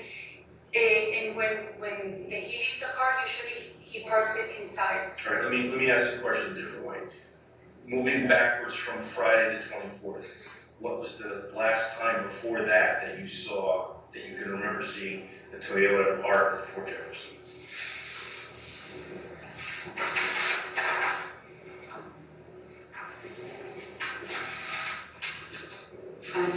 You remember it all that week? No. But I know that Pavel had a Raptor. I understand that. But I'm trying to find out where the Toyota was in the days leading up to the 24th. but the weird thing is that Pavel will come to the house and to Yeah. the office. Yeah, So he should but he'll know. come in the That's Raptor. not whether they're asking you what you. No, but when he would come, he would exchange his car for the Raptor, and then he would go in his car. Okay. On the 24th of March, do you remember seeing the Tacoma before seeing it at 80 Mount? No, I saw it in 80 the first time. Okay, so it wasn't at Fort Jefferson on the morning of, Not park outside, okay, where would you normally park it? inside or in front of the motorcycles, Inside a garage? inside the garage. Okay. So are you? Few times he would leave it outside, Mhm. but usually he would park it inside of So do you know if the Toyota Tacoma was at Fort Jefferson on the morning of the 24th? I don't know, but I saw it at 80. That's when I saw the car. Sorry. Now, you guys have the videos of the neighbors. I mean, We does do. it show when the car left? Well, you have to have video that shows where a car's leaving from to know when it's leaving from there. Wait, what? So the answer to the question is, we won't answer that question, it's too complicated. The bottom line is trying to find out from you if you remember seeing the red Tacoma at Fort Jefferson. No, I don't remember, but when I saw it was in 80, parked outside, Okay. since I arrived to 80. There's, you go out the backyard of Fort Jefferson, you go out by where you have a big patio back there. If you're looking out from the patio, you got the trees to the left, and then over there, the power lines, the MDC, where you guys ride the bikes. Is there a walking path through there? Well, From the back the of the bikes? That would be, The ones that we did with the motorcycle, like I cut that and it became a path that we created. that you can leave from the backyard of Fort Jefferson to get out to the power lines to go up under the power lines? Is that? That's what we do with the motorcycle. Right, so that's the Yes. rapid thing. So that's, if it's drivable on a motorcycle, it's at least walkable on foot, Well, correct? we walked and with the Right. police. Oh, I've heard of that. We walked, yeah, you can walk, I mean, You okay? we. Okay. Mine was okay, it was, everybody was behind this one, she was. Well, because that's what we did. And the last time I went there with the motorcycle with Pavel, Fotis and I, we did one round and then Pavel and Fotis did another round by themselves. I didn't go, I stayed in the house. You think Pavel has anything to do with Jennifer's disappearance? No, I don't think so, but I don't want to say anything. No, I'm just asking, no, that's your opinion. I don't Why do you say know. that? Just curious. You said you don't think so. Well, I don't think so, but Why not? Just curious. because I don't know, I don't think Pavel will. Why would he want to do something to Jennifer? That's what we were asking. About voters? Well, Fotis, I guess yes. He had a lot of anger and upsetness. Ms. I don't know. Cambria, Jennifer, Yes. At some point, he told me and my mom, Jennifer, it's a monster. Was his anger, like, was he getting worse and worse, getting growing? Well, becoming It more was angry? up and down. At some point, when like he didn't see his kids, yes, he like hated her. Then when he started seeing the kids, it would go a little bit. Then when the report came out, he was Herman's? actually super. The hermit? The Herman's report, he was super happy. But then he started saying, "Oh, she's changing," and then he started lying to me, not telling me that they were having conversations, that they were eating together or spending a fair together. I mean, that obviously. And why was that going on, you think? Well, Do you have any idea why he was having contact with Jennifer? I don't know, I asked him a million times what was the purpose, if everything was going through the court, he had favor for him, that supposedly the report. That part I don't understand. But I did ask him a lot too. I'm like, I don't understand why, I mean, why you're gonna follow like the texting and seeing her and all this, if there's already a report that is coming supposedly to your favor, from what he told me, and his lawyer back then in Macros, if the judge is gonna see and they're gonna, the report apparently said that they were gonna give him custody of the kids. That's great, yeah. That's Well, great. according to him and Macros, the lawyer. Okay. But yes, it's true, I don't know what the report said.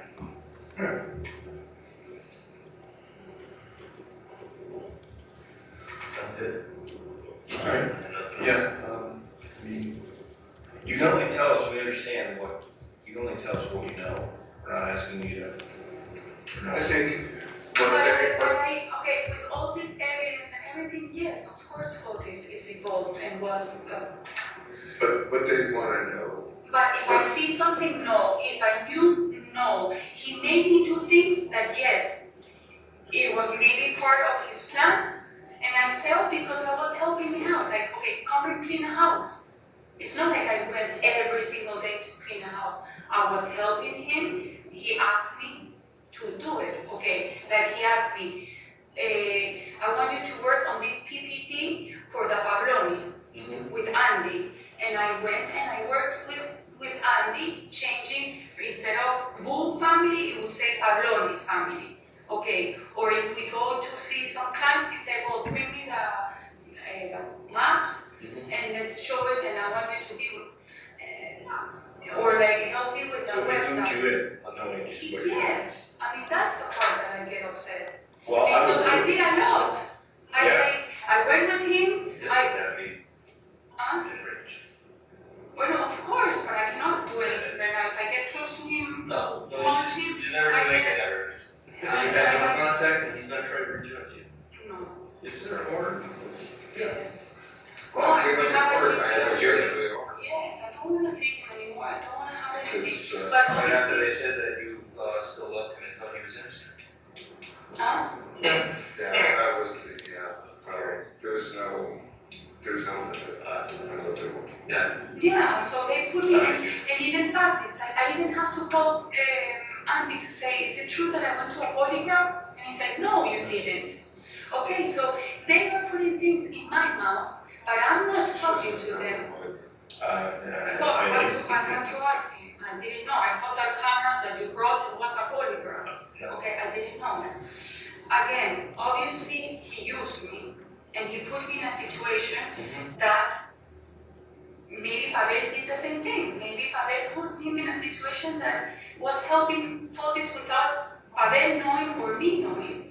Oh, you mean photos with Pavel in this Yes. situation? Right. And he did the same thing. Why? Because I'm the stupid, I'm the one that lives with him, I'm the one that never says no to anything. He says, go and clean the house, and I go and I clean the house. Well, but he's a master manipulator. What do they do? They Okay, manipulate. well, okay, but I didn't know. Right. I always thought Yeah, that he was that's- pushy to us to a certain point, but it wasn't pushy, he's manipulative. And he manipulates me in a lot of things. Even like when even moving here, the story was completely different. He told me that everything with Jennifer was fine, that it was gonna be okay, that there was no problem of us moving into the poor Jefferson home, that she wanted the kids to, Where did he tell you that Jennifer and the kids were gonna go when you moved? well, first he said to a house in Cambridge that the parents have. That was Okay. supposedly where they were gonna move. But then all of a sudden, she rented a house in New Canaan. Okay. But that. I missed that. So I'm just curious what was it told Michelle about when she came, where Jennifer? Michelle? Do you have any idea who this person coming around with those? That's not Michelle. Seems weird. You never seen that girl? Who does she look like? Kind of looks like you. A lot. Whatever, that's not me. No, I'm not saying it's you. I'm saying it looks like you. And I'm saying that, you know, suggesting that it might be by design that she looks like you. So you don't know who So that that's is? the one in Stop and Shop that they called me saying that it was me? Yeah, it could Okay, be. no. Yeah, it's Michelle 2.0. Michelle number So, two. look, our big question is, yeah, I mean, he either has a very specific body type that he likes, or he's trying to set you up, or he's trying to set us up. Or it's a game to make us think it was your tweeting fault. No. But at first glance, And it's not a, I'm sure. he has two nieces, and it's not the niece. Alright, so that's not anybody you, Not the niece, he only has two nieces, Angelica and Clay. she's clearly not. And She's around the same age group as all of us folks. She looks just like you. I don't know her. She's very happy to smile for the camera. All right, we were just curious if you did that. I'm sick. Okay. Just like your No, sister. it's not. It's not anyone. It's not family. It's not friends. He set me up, guys. He used me. Is there anything else that you can tell them about the details of the 24th? Anything else that you had? I don't have anything. He came home. there was no discussion at lunch. We had lunch. No, nothing that out of our. Like, what did you guys talk about? No, Remember anything you talked about at lunch? I don't know, but usually our conversations, they go up, I don't know. Yeah, But okay. usually what we talk, it's about our kids. I always talk about Nicole and he talks about his Right. 5 kids. Lately, he was talking a lot about his divorce and all the problems that the divorce was bringing. But I don't remember exactly what we talked that day. We did at some point talk about Rania coming Mhm. the next day, Right, That the we reason did. that you needed to have clean. the house clean. So that we did talk at some point, that she was coming with some clients. He wanted to have clients to sell lots. He sold the Metaphor recently. He sold the ones, and I met, he had the lots of the one, Mr. One, that is also in Old, and that's in Mountain Spring, close to his lot. Okay. Through Rob Shufria, I think they sold it. Mm-hmm. It was a Greek couple. I met them. Fotis was trying to sell them the 585 Deer Cliff, so he went to show them the lot. So I don't know exactly what conversation we had that day. Sorry, I have a question. You said that when he came home, when you saw him, he had on a collared blue and white shirt. Yeah, light blue, yeah. Okay, did he change the shirt? Well, when he was in 80, he had a black shirt. And then when we were in Hartford, he had a white shirt. Because I saw him on the with a cup. What did the black shirt look like? It was long sleeve. Long sleeve. Does Fotis have, or did he have a hooded sweatshirt that was blue? That you recall? Yes. Did he wear it often? To go to, well, not now, but when it starts getting cooler, to go, yes, to the pond. Okay. And when you shaved his head, did he also shave his body? Not that I saw, but he does wax, and I found Wax? that he usually waxes his back. Wax, yeah, right. His back. And I even got him a gift certificate last year, in 2018, for him to go to the same place where I wax, for him to wax, but he goes somewhere else. All right, sounds like a strange question. Does he have a lot of body hair normally? No? Is that because he waxes or like normally? He shaves here, Shaves and stuff happen? but shaves, not wax. He Right. does wax his back. Okay. Well, the hair, I did it. I shaved his head first time, but he does. He actually do, right? Yes. And I was like, You didn't really have any idea at the time why he was asked to do that, right? no. But again, I went through his Instagram and I found pictures of him with his hair shaved. So he's done it in the past. It's not like he hasn't. And Pavel, does he always just wear a t-shirt and jeans, like a white t-shirt and jeans? Cool. Pavel. From what you know, obviously you know, he's just a guy that you know.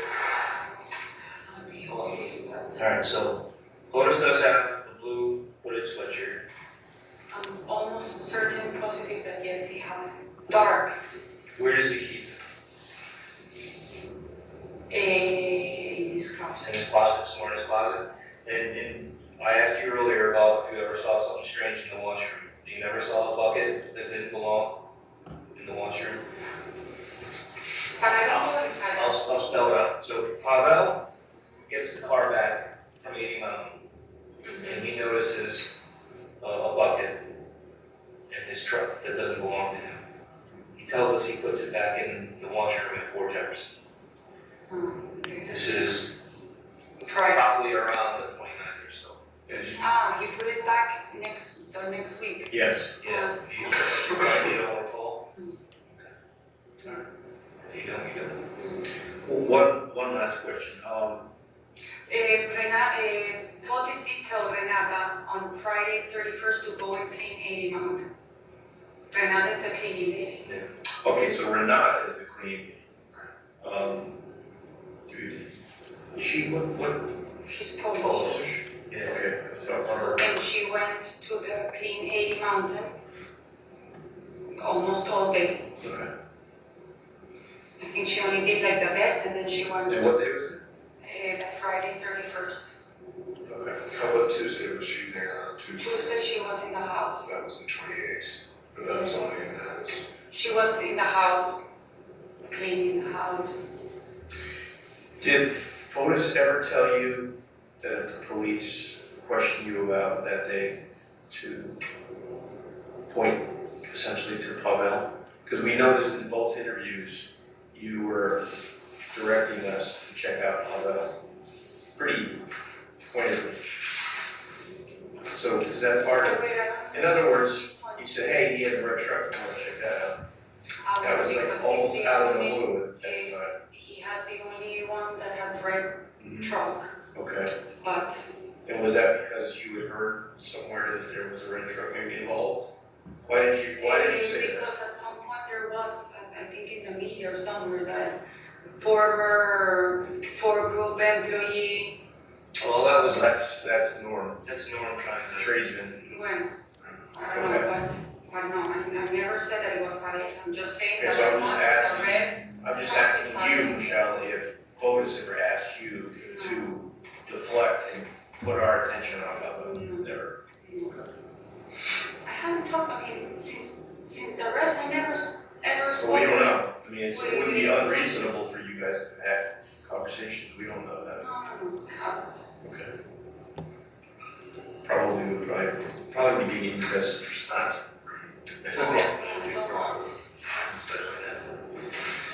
No, she's not. She's No. no. Well, And I more have a concerned about him GPS. trying to reach out. Well, me too. I mean, But he hasn't. And he doesn't even have, because the new phone number, I got it after I got arrested and like 3 days after.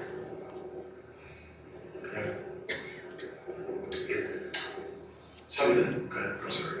No, I was gonna say, if something does pop into your head, would you please tell your attorney? Yes. Yeah, I think you recall a lot of detail for your attorney, but you know what we're looking for. If it comes up in your head, you Okay, but recall. I don't know where Jennifer is. I mean, Just- Okay, I it's all right. know, but Okay. Just tell us where any moments that you can. Yeah, it's fine. But of course, Did it doesn't anybody know know this. about this? I mean, if the car had the blood, and I the mean, car what was does there. office do? But we try to keep it. I'll tell you what. Her mom got a call from Angelica, who is Fotis' niece in Greece. And when she said, tell Michelle we love her, tell Michelle we love her. So there was no, I mean, it just happened to be yesterday. Yeah. And she was, I don't know why. I mean, whatever, we should know. Try to keep everything. Worthly is I know, well, you know. Whatever's out there is not- He is like, not this. Doesn't come from here. okay, well, as you can see, nothing comes from me. I mean, none of that comes from. And, you know, I had to explain to Michelle and her family that I don't do that, and that is wrong. Yeah. So, We feel the same way. anyway, just want you to know. Yeah, thank you. I would suspect he's gonna try somehow, some way, at some point to. He's looking pretty not so good in the media. I mean, as far as just physically, he looks rather drawn and pale and lost weight. Doesn't look good. I don't know if you've seen any of it. I haven't seen it. Okay. No, on TV. All right, well, if something does enter your mind and you realize it makes sense now in light of something else, please tell your attorney, right? This should be the last time. Listen, You tried your best. Unless your memory explodes. No, I mean, until things that obviously talking, you kind of understand, like moves or situations, I but brought 3 of these. Would you please drink one? Or take it home. That's it. Just, Yeah. Thanks for coming back. you guys are too hard on me. Well, no, this isn't hard at all, you'd be surprised. Well, you know, look, From her point of view, but from our experience anymore. she's very frightened, and the truth is that she knows what the stakes are, and she's gonna be Yeah, very huge. strong. So that's what I can tell you. We have what we have, and we see it from that, so. We were actually very nice to you, I can understand it feels the way it feels. Other people have had problems. And so.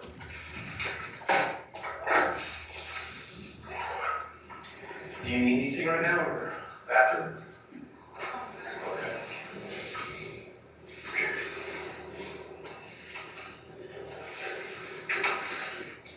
Thanks again. Okay.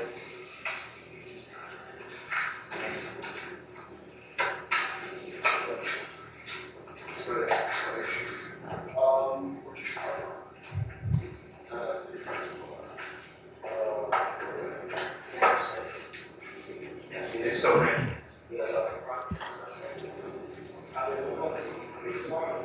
Yeah. Judge, we're gonna end it there.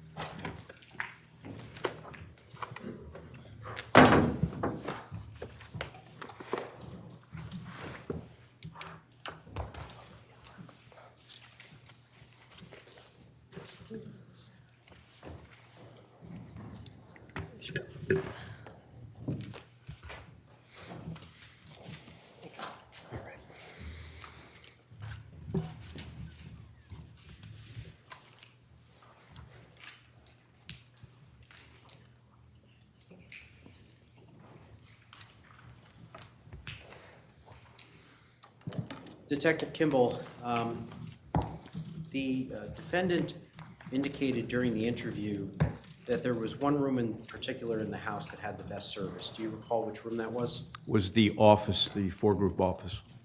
And where did the defendant answer the phone call on Mr. Dulos' phone that particular morning? In the four-group office. And who did she indicate that she, strike that, who did she indicate was the name that came up on the caller ID? Andreas.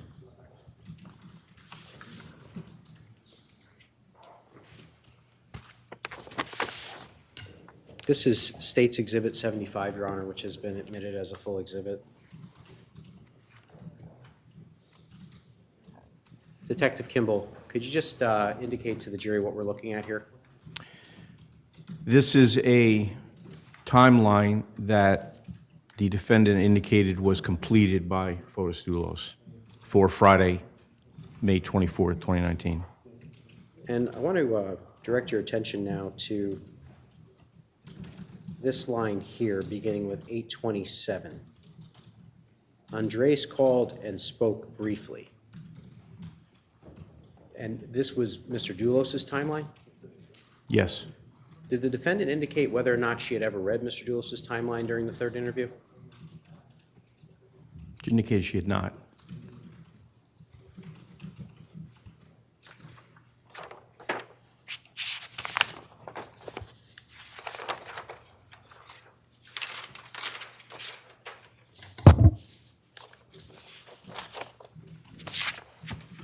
This is State 74, which is multiple documents.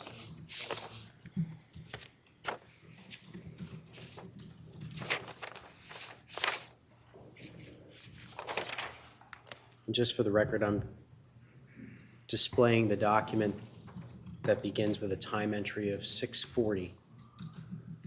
What are we looking at here, Detective? This is a photocopy of a timeline that the defendant indicated she had prepared for Friday, May 24th, 2019. And I want to direct your attention to between 8:12 and 8:30. Is there any indication on this timeline that the defendant answered Your Mr. Honor, Dulos' phone? I'm going to object to asking things that are not in a document. That's inappropriate. You can ask what the document is, but you don't Well, take the document and say what's not. all you have to do, counsel, is state the ground. Yeah. In the video, the defendant indicated that she saw a name appear on the screen. She was asked by Kent Maweny whether she was going to answer the call. She picked up the phone and heard static. So the state's question goes to whether there is an inconsistent statement, overruled. Detective Kimball, is there any indication in the defendant's timeline that she answered Mr. Dulos' phone that morning? Between 8:12 and 8:30, there's no indication that she answered Mr. Dulos' phone when Andreas called.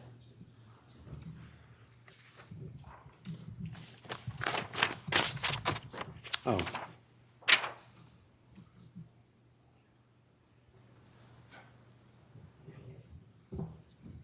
Is there any indication in this timeline that the defendant lit a fire at 4 Jefferson Crossing on May 24th, 2019?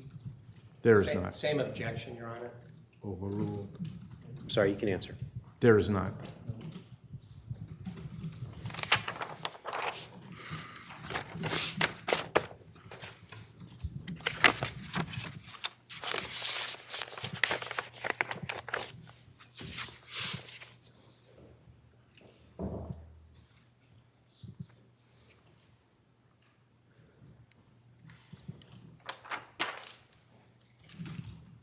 Returning 74 and 75 to clerk.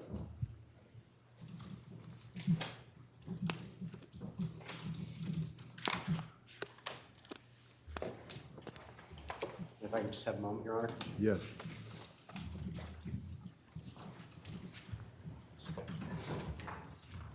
Nothing further, Judge. Cross-examination.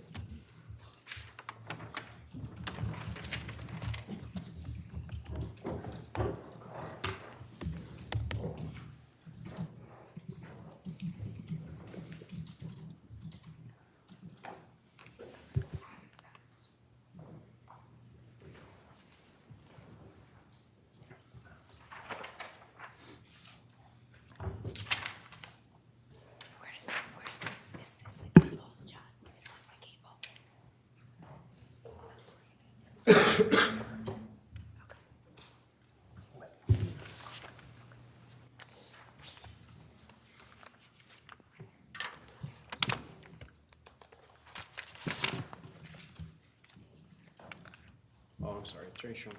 I apologize. No, you can leave it on for now. You can leave it on. I'll stay away from it for the time being. Officer Kimball, by August 13th, you had spoken with Michelle Troconis on at least 2 prior occasions that we saw, correct? That's correct, yes. You had spent a couple of hours with her attorney on the afternoon of Sunday, June 2nd, while she was still in custody, right?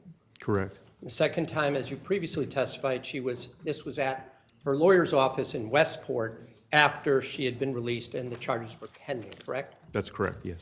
Now, 2 weeks, and then August 13th is what we were just watching, correct? She came back at that point, right? Yes, that's correct. And of course, for purpose of timeline, approximately 2 weeks after that, you applied for an arrest warrant for what happened against her as to what happened at the car wash in Avon, right?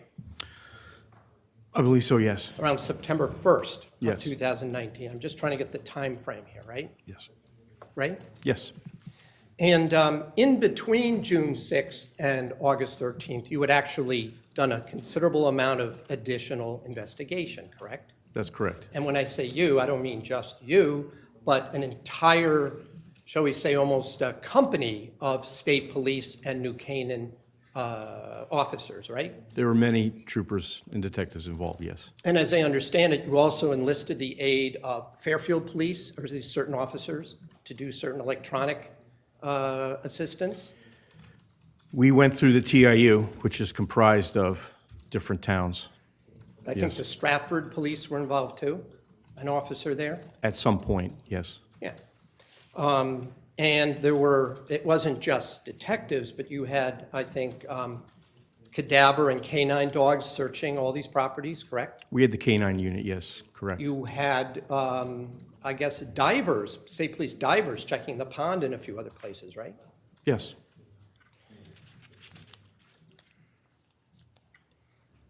You had also interviewed or many of the people that Michelle Troconis had mentioned during her other interviews, correct? I'm not sure of the exact timing those interviews were conducted, but we were certainly involved in checking, corroborating her stories. In other words, what I'm trying to get at is there was a substantial amount of continuing investigation being done between June 6th, the last time you met with her, and August 13th. Is that right? That's fair to say, yes. In fact,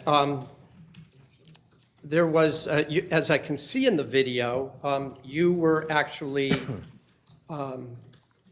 had some kind of a chart in front of you that you were using to question her, right?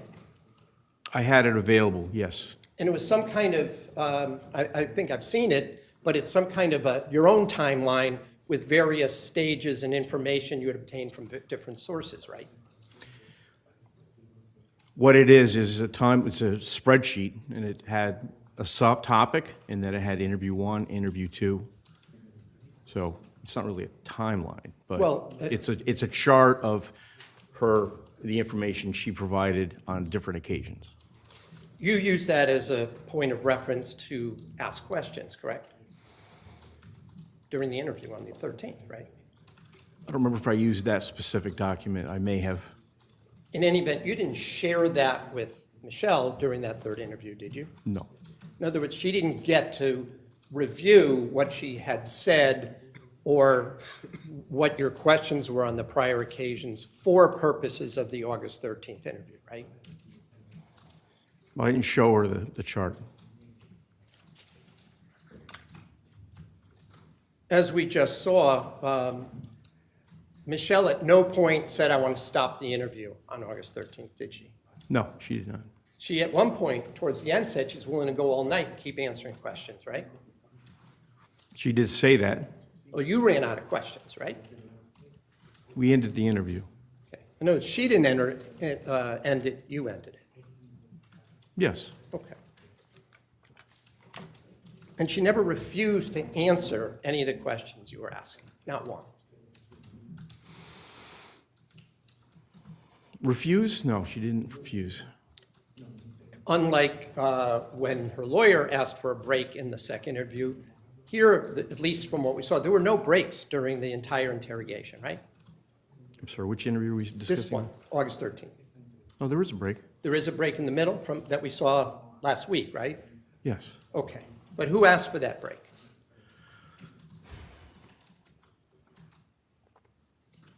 I think we offered it, and it was taken up by, or was accepted by Attorney Bowman. It may have been Attorney Bowman. I don't remember who specifically said. My point being, at no point did Michelle say, I want to take a break. No.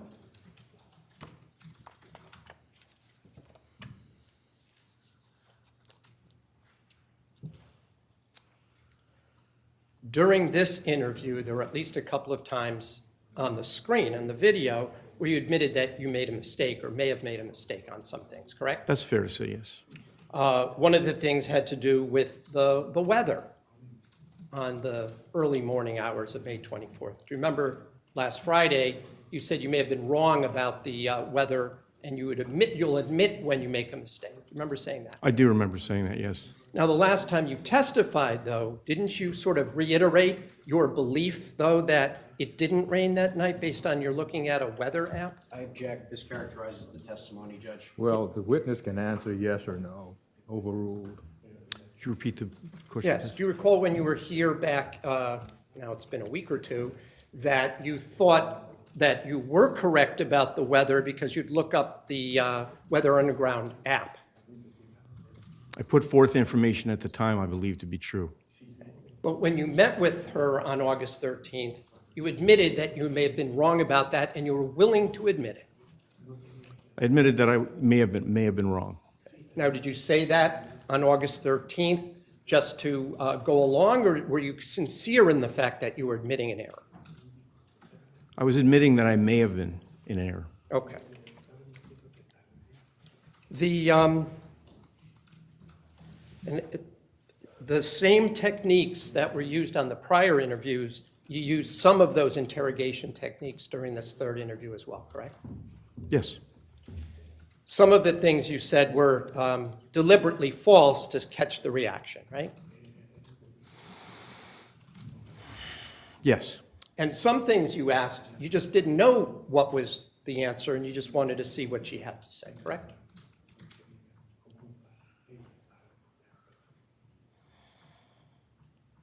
I'm sorry, can you just ask that one more time? Yes, Just there were wanna make some sure. things that you asked that you didn't have an answer for, but you were asking to see if she could provide them.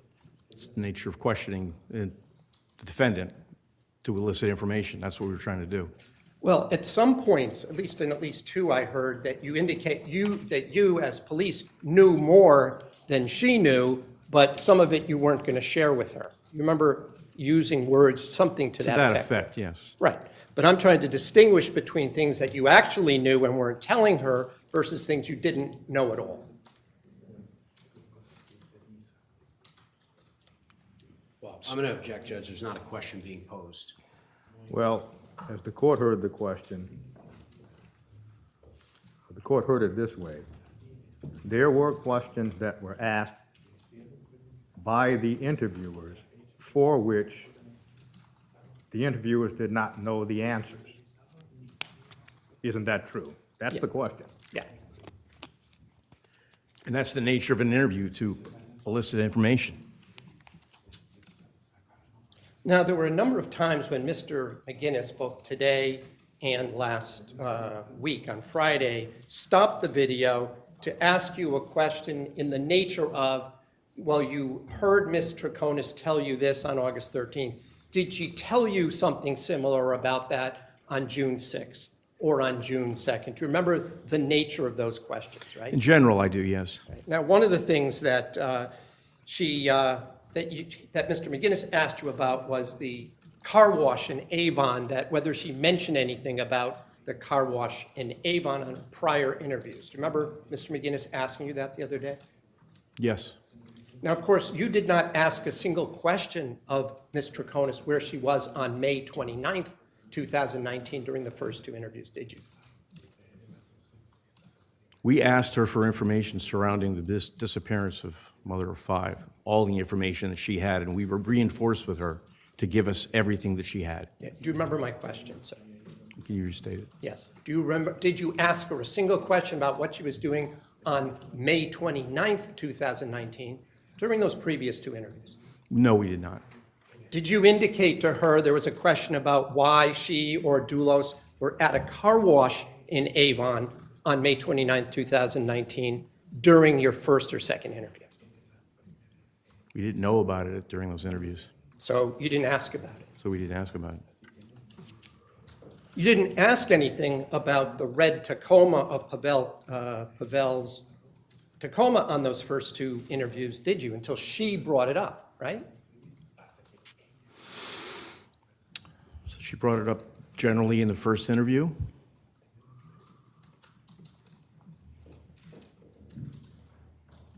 Is that your answer? I don't. I'm cut you off. thinking, trying to give you a complete answer. I don't remember asking her during the first and second interview specifically about the Tacoma. But But she again, vo- that falls under the Go ahead, sorry. information that we're asking for that we don't know about. There are known unknowns, and that's what we're seeking. Well, didn't Ms. Troconis multiple times tell you she doesn't know what you want to know or what you consider important or not? She knows what she did that day, Well, and that's important to us. Well, did she know what she did that day, or are you assuming she knew what she did that day? I don't know how she couldn't have known what she did that day. And that's your opinion. Well, I'm going to object, Judge. It's argumentative. Well, it is argumentative, but this comment, that's your opinion, is stricken.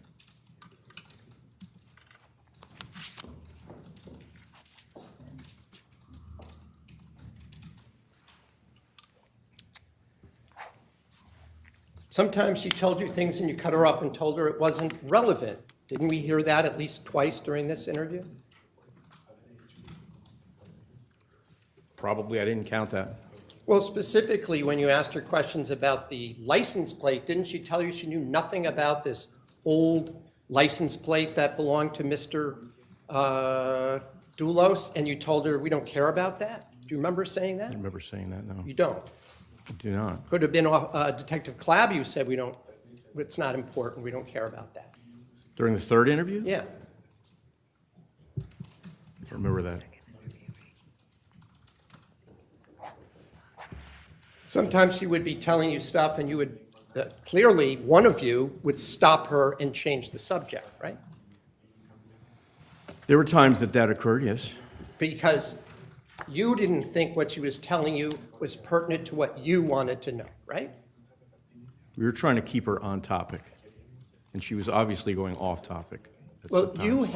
had already obtained some of the video surveillance from the neighbors by June 1st and June 2nd of 2019, hadn't you? Yes. But you never asked Ms. Troconis during the first or even the second interview if she ever built a fire in her fireplace during those interviews, did you? We were unaware of the fire at that time, so no, we didn't ask about it. You hadn't gathered the surveillance video from across the street from 1 Jefferson Crossing? I was unaware of the fire events on the 24th of May, so I didn't ask questions about them. But my question is, didn't detectives already obtain the surveillance video from across the street? I don't know what date those were obtained off the top of my head. Or from next door to Jefferson Crossing? Did you have that by then? Again, I don't know what date those were gathered.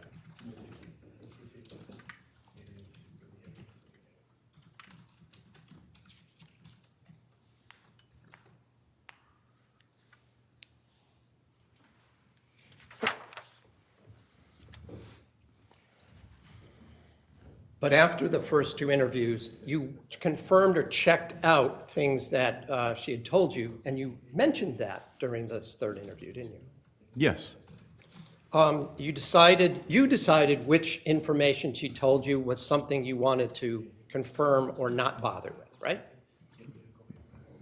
I don't understand what you mean by you decided. You were at this point, the lead detective on this investigation, right? I was. So you made the decision what you would want to confirm, right? A group of us did, including myself. Okay. And as the lead detective, who would you then consult with to make that determination? My sergeant, Ken Petreska. Okay, so between you and Sergeant Ventresca decided what to follow up with and whether to assign officers to do that, right? So there were a lot of follow-ups, and I wasn't aware of all of them. I personally did not make decisions on which follow-ups would be performed. Well, before August 13th, you had reviewed my client's AT&T records, hadn't you? Well, Judge, I'm going to object. I think we need a sidebar on this.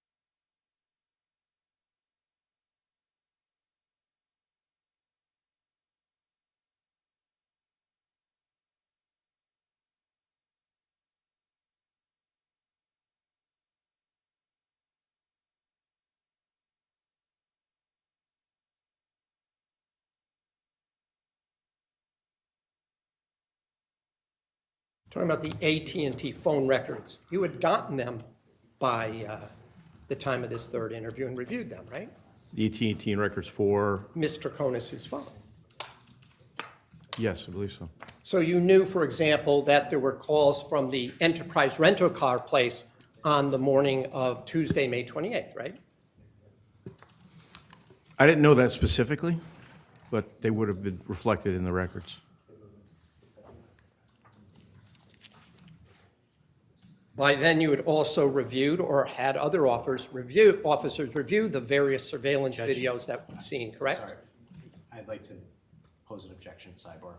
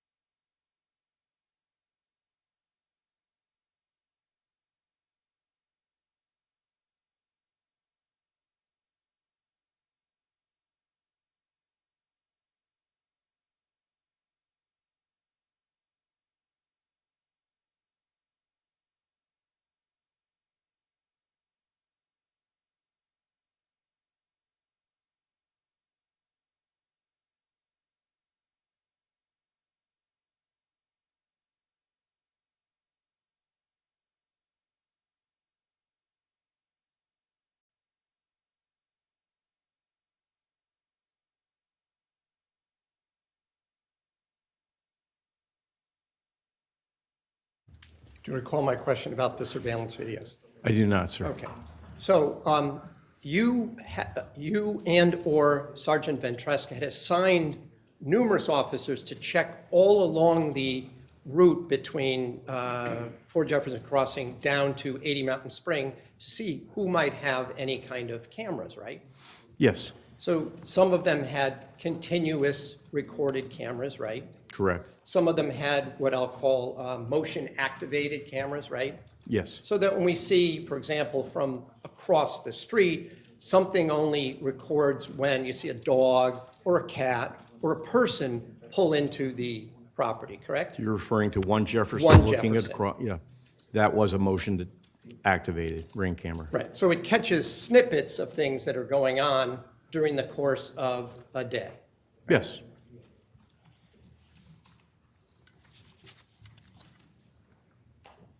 The cameras down on Mountain Spring Road, on 77 Mountain Spring Road that you were pointing to on Friday, those were continuous action, or were they also motion activated, they just lasted longer? I don't know, I'm not sure. So I don't want to answer that. I'm not sure if they were continuous or motion activated. In any event, you were asked at least to point out the particular travels that you were able to, of vehicles that you were able to point out from that camera, correct? Yes, yes, And that's the one that's off by, I think, 1 day and 10 minutes, I think, is the yes. testimony, right? 24 hours and 10 minutes. You had also had a chance by August 13th to review numerous witness statements, correct? Yes, You had reviewed what Pavel Gumieni had said in 3 separate interviews, right? yes, Including an 8-hour interview with Sergeant Butin and Detective Allegro, correct? correct. And I think his lawyer was present for that Lindy third Urso, one, right? yes. I'm sorry? Lindy Urso, his Yes, attorney. was present in that entire interview, right? That's correct. And when you met with Michelle Troconis on August 13th, 2019, you did not share the contents of those interviews with her, correct? Shared portions of them. You mentioned certain things that other people had said, right? We mentioned- Snippets. Of what Pavel Gomeni had said, yes. But when you said that, when you had told her, for example, that there was blood on the Tacoma steering wheel, and on the door, I think you indicated that those were either mistakes or falsehoods. Would you just clarify that for me, please? First of all, I didn't indicate there was blood on the passenger door of the Tacoma. You were asked today when you were asked whether there was any DNA on the doors, and you had indicated that that was incorrect or there was none found, right? There were no profiles found from the Tacoma door, probably because of the cleaning.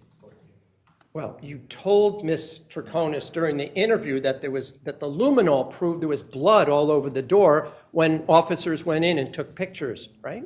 I didn't tell her that, and I'm sorry, who was that, Detective Clabby telling her that? yes, Oh, you didn't contradict Detective Clabby, though, did you, in the interview? no, And today you admitted that they found no evidence of any DNA of any sort on the door, correct? luminol is blood. It's not DNA. Luminol interacts with blood, amongst other things. All right, well, I know you're not a scientist. I'm are you, not a right? scientist, no. I Did don't did play you one know on TV. there's DNA in blood? Yes, Okay, so that we're clear, whether it's blood or we're talking about DNA, if there was blood on the door that they were able to recover, there would have been DNA from that blood, right? not necessarily. In any event, we went over this with other people, the luminol does not prove that there was blood on the door, right? Judge, I'm just going to object at this point, Foundation. Well, the question to this witness about the efficacy of a screening test is not relevant. Your Honor, Ask this witness whether he knows is not relevant. in the video that we just watched, you have, I guess, Detective Clabby saying, you see what this luminol that shows indicates that blood was there, and then you or he asked Ms. Troconis, whose blood is it? And she either shrugs or puts her hand up and says, Jennifer. Isn't that how that interaction went across? So I didn't have Detective Clabby say anything. That was all on his own. So what he said was up to him. But he did say that there was luminol positive on the door. And then he said luminol is something that we use to look for the presence of blood. But you used her answer to that question as in a warrant affidavit that you prepared to say she admitted that Jennifer's blood was on the door, didn't you? Yes. And that wasn't true, though, was it? So in the warrant, I didn't actually indicate that her blood was on the door. I said that the presence of Jennifer's body was in the vehicle. No. Didn't you specifically say that she was told that blood was on the door, that Ms. Troconis told you that Jennifer's blood was on the door of the Tacoma? Isn't that what you wrote? May I see what I wrote? That way I can refresh my memory. You don't recall what you wrote? I don't recall. I have several warrants for this case, so I don't recall, no. All right, well, I'll get to that in a minute. Okay. We'll get back to that.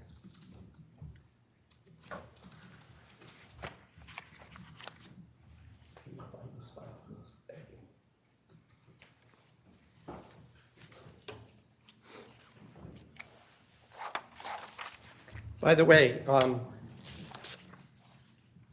when Michelle this time brought up that you said that there were 30 stops, and it was you this time that said, well, whether it was 6 or 30 or some other number in between, doesn't matter. Do you remember saying words to that effect that we just heard today? I don't know, they said it didn't matter, but I do remember saying there was a span of stops. But again, as of today, you still don't know who told you there were 30 stops where trash was discarded. No, I don't know that.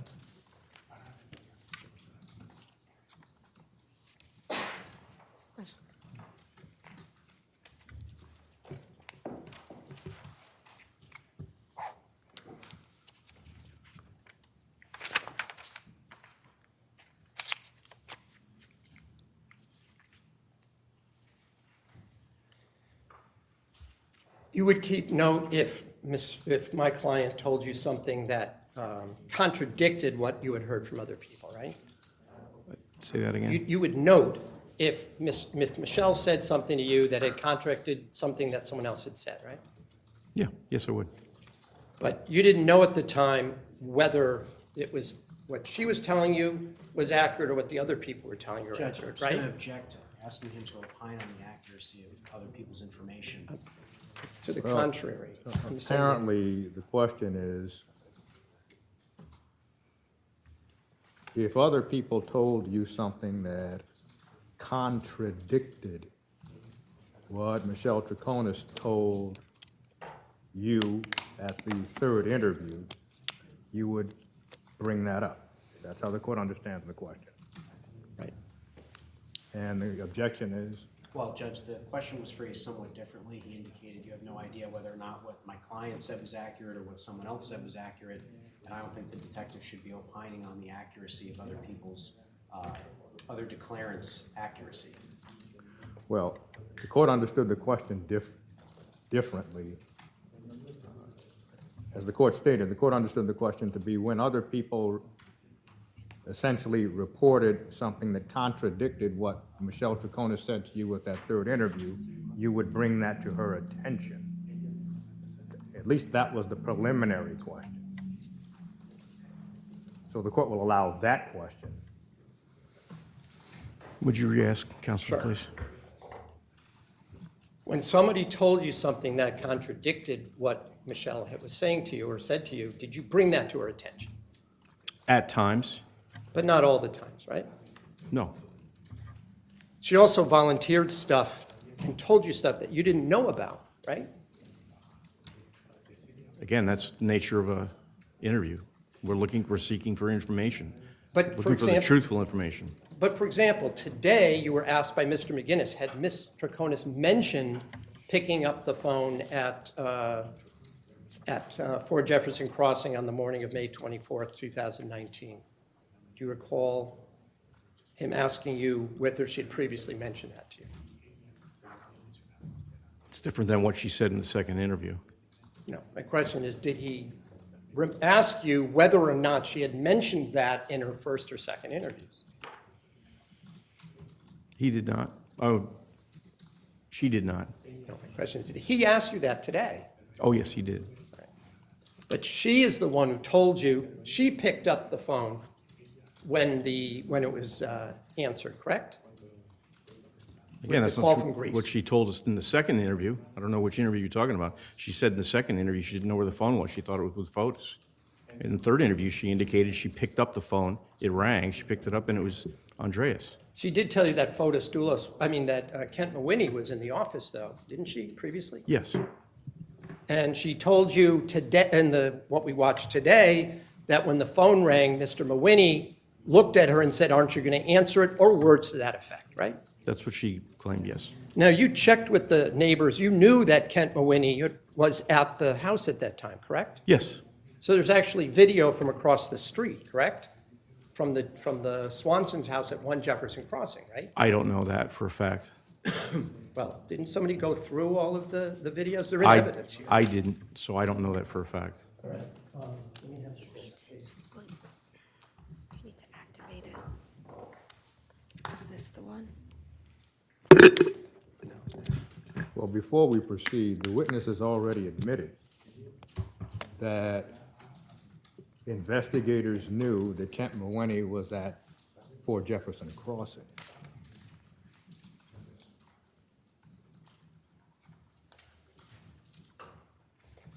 So the court would want to know what the purpose of this offer would be, since there was an admission that he already knew that Kent Mawene was at Fort Jefferson Crossing.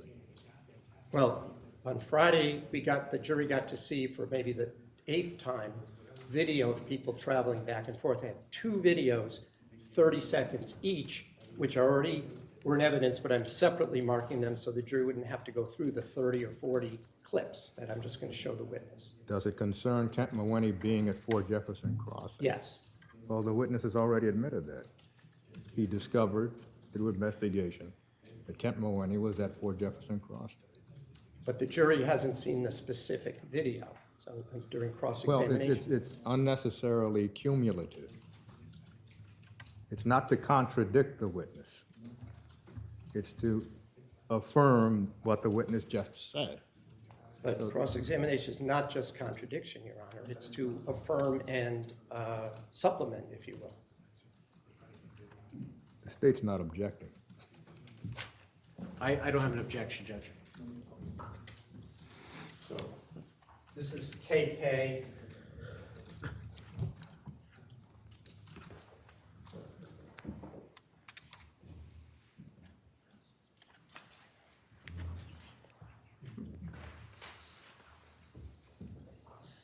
You need to log in.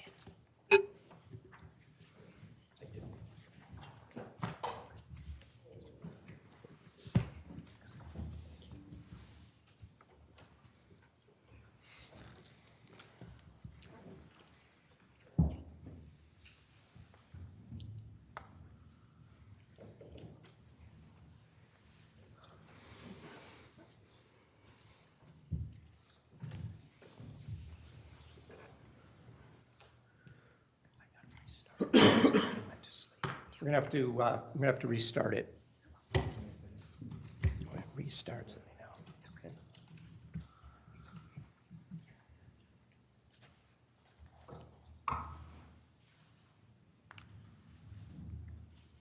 One of the areas where, when it restarts, I'll just go back to that, all right? One of the areas where Michelle told you things that you testified were conflicting had to do with where Fotis Dulos was in the early morning hours of Fort Jefferson Crossing. That is in the 6 to 8 o'clock in the morning period, correct? I'm sorry, re-ask that, please. One of the things that you testified to on Friday that you believed was conflicting was what Michelle had told you previously and what she was saying on August 13th about where Fotis Dulos was in the early morning hours of May 24th, 2019, right? Talking about when she woke up? When she woke Whether up he and was there or not? came down to the bedroom and the bathroom, right? Whether he was there or not in the Right. shower?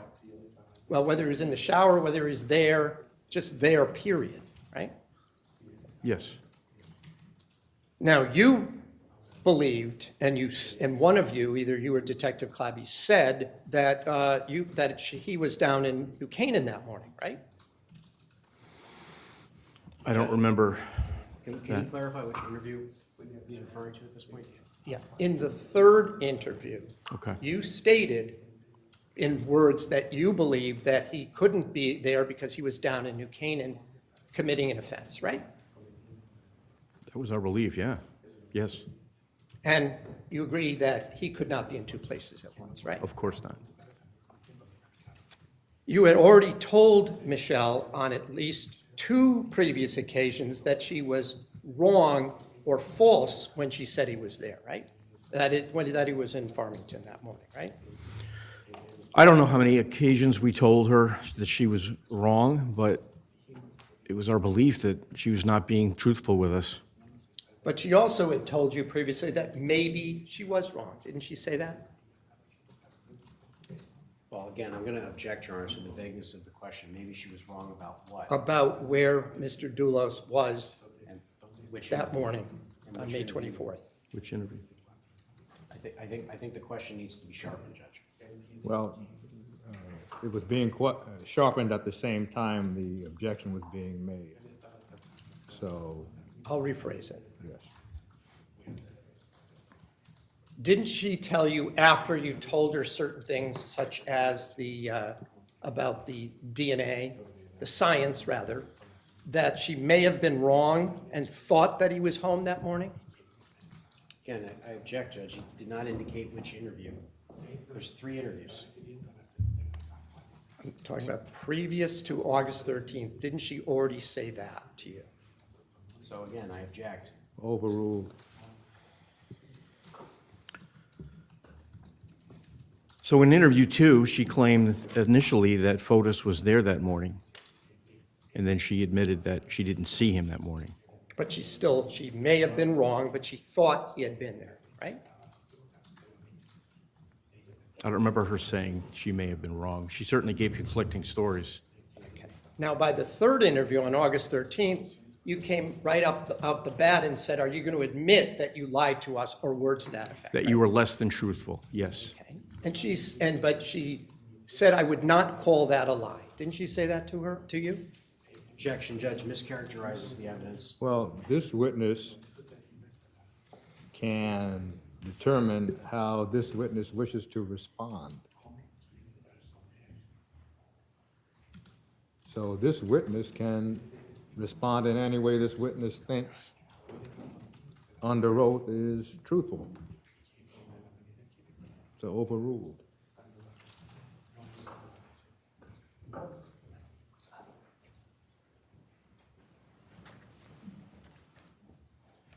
Isn't that true, that she said she would not call that a lie? The way that you phrased your question skips over her admission that she was lying.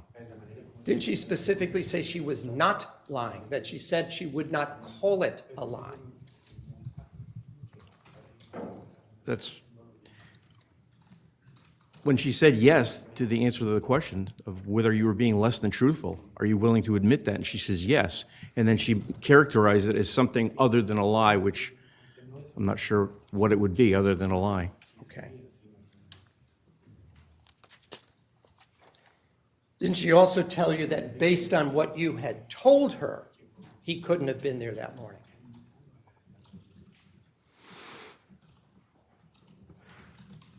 Again, she doesn't see him, so she can arrive at her own conclusions of whether he's there or not.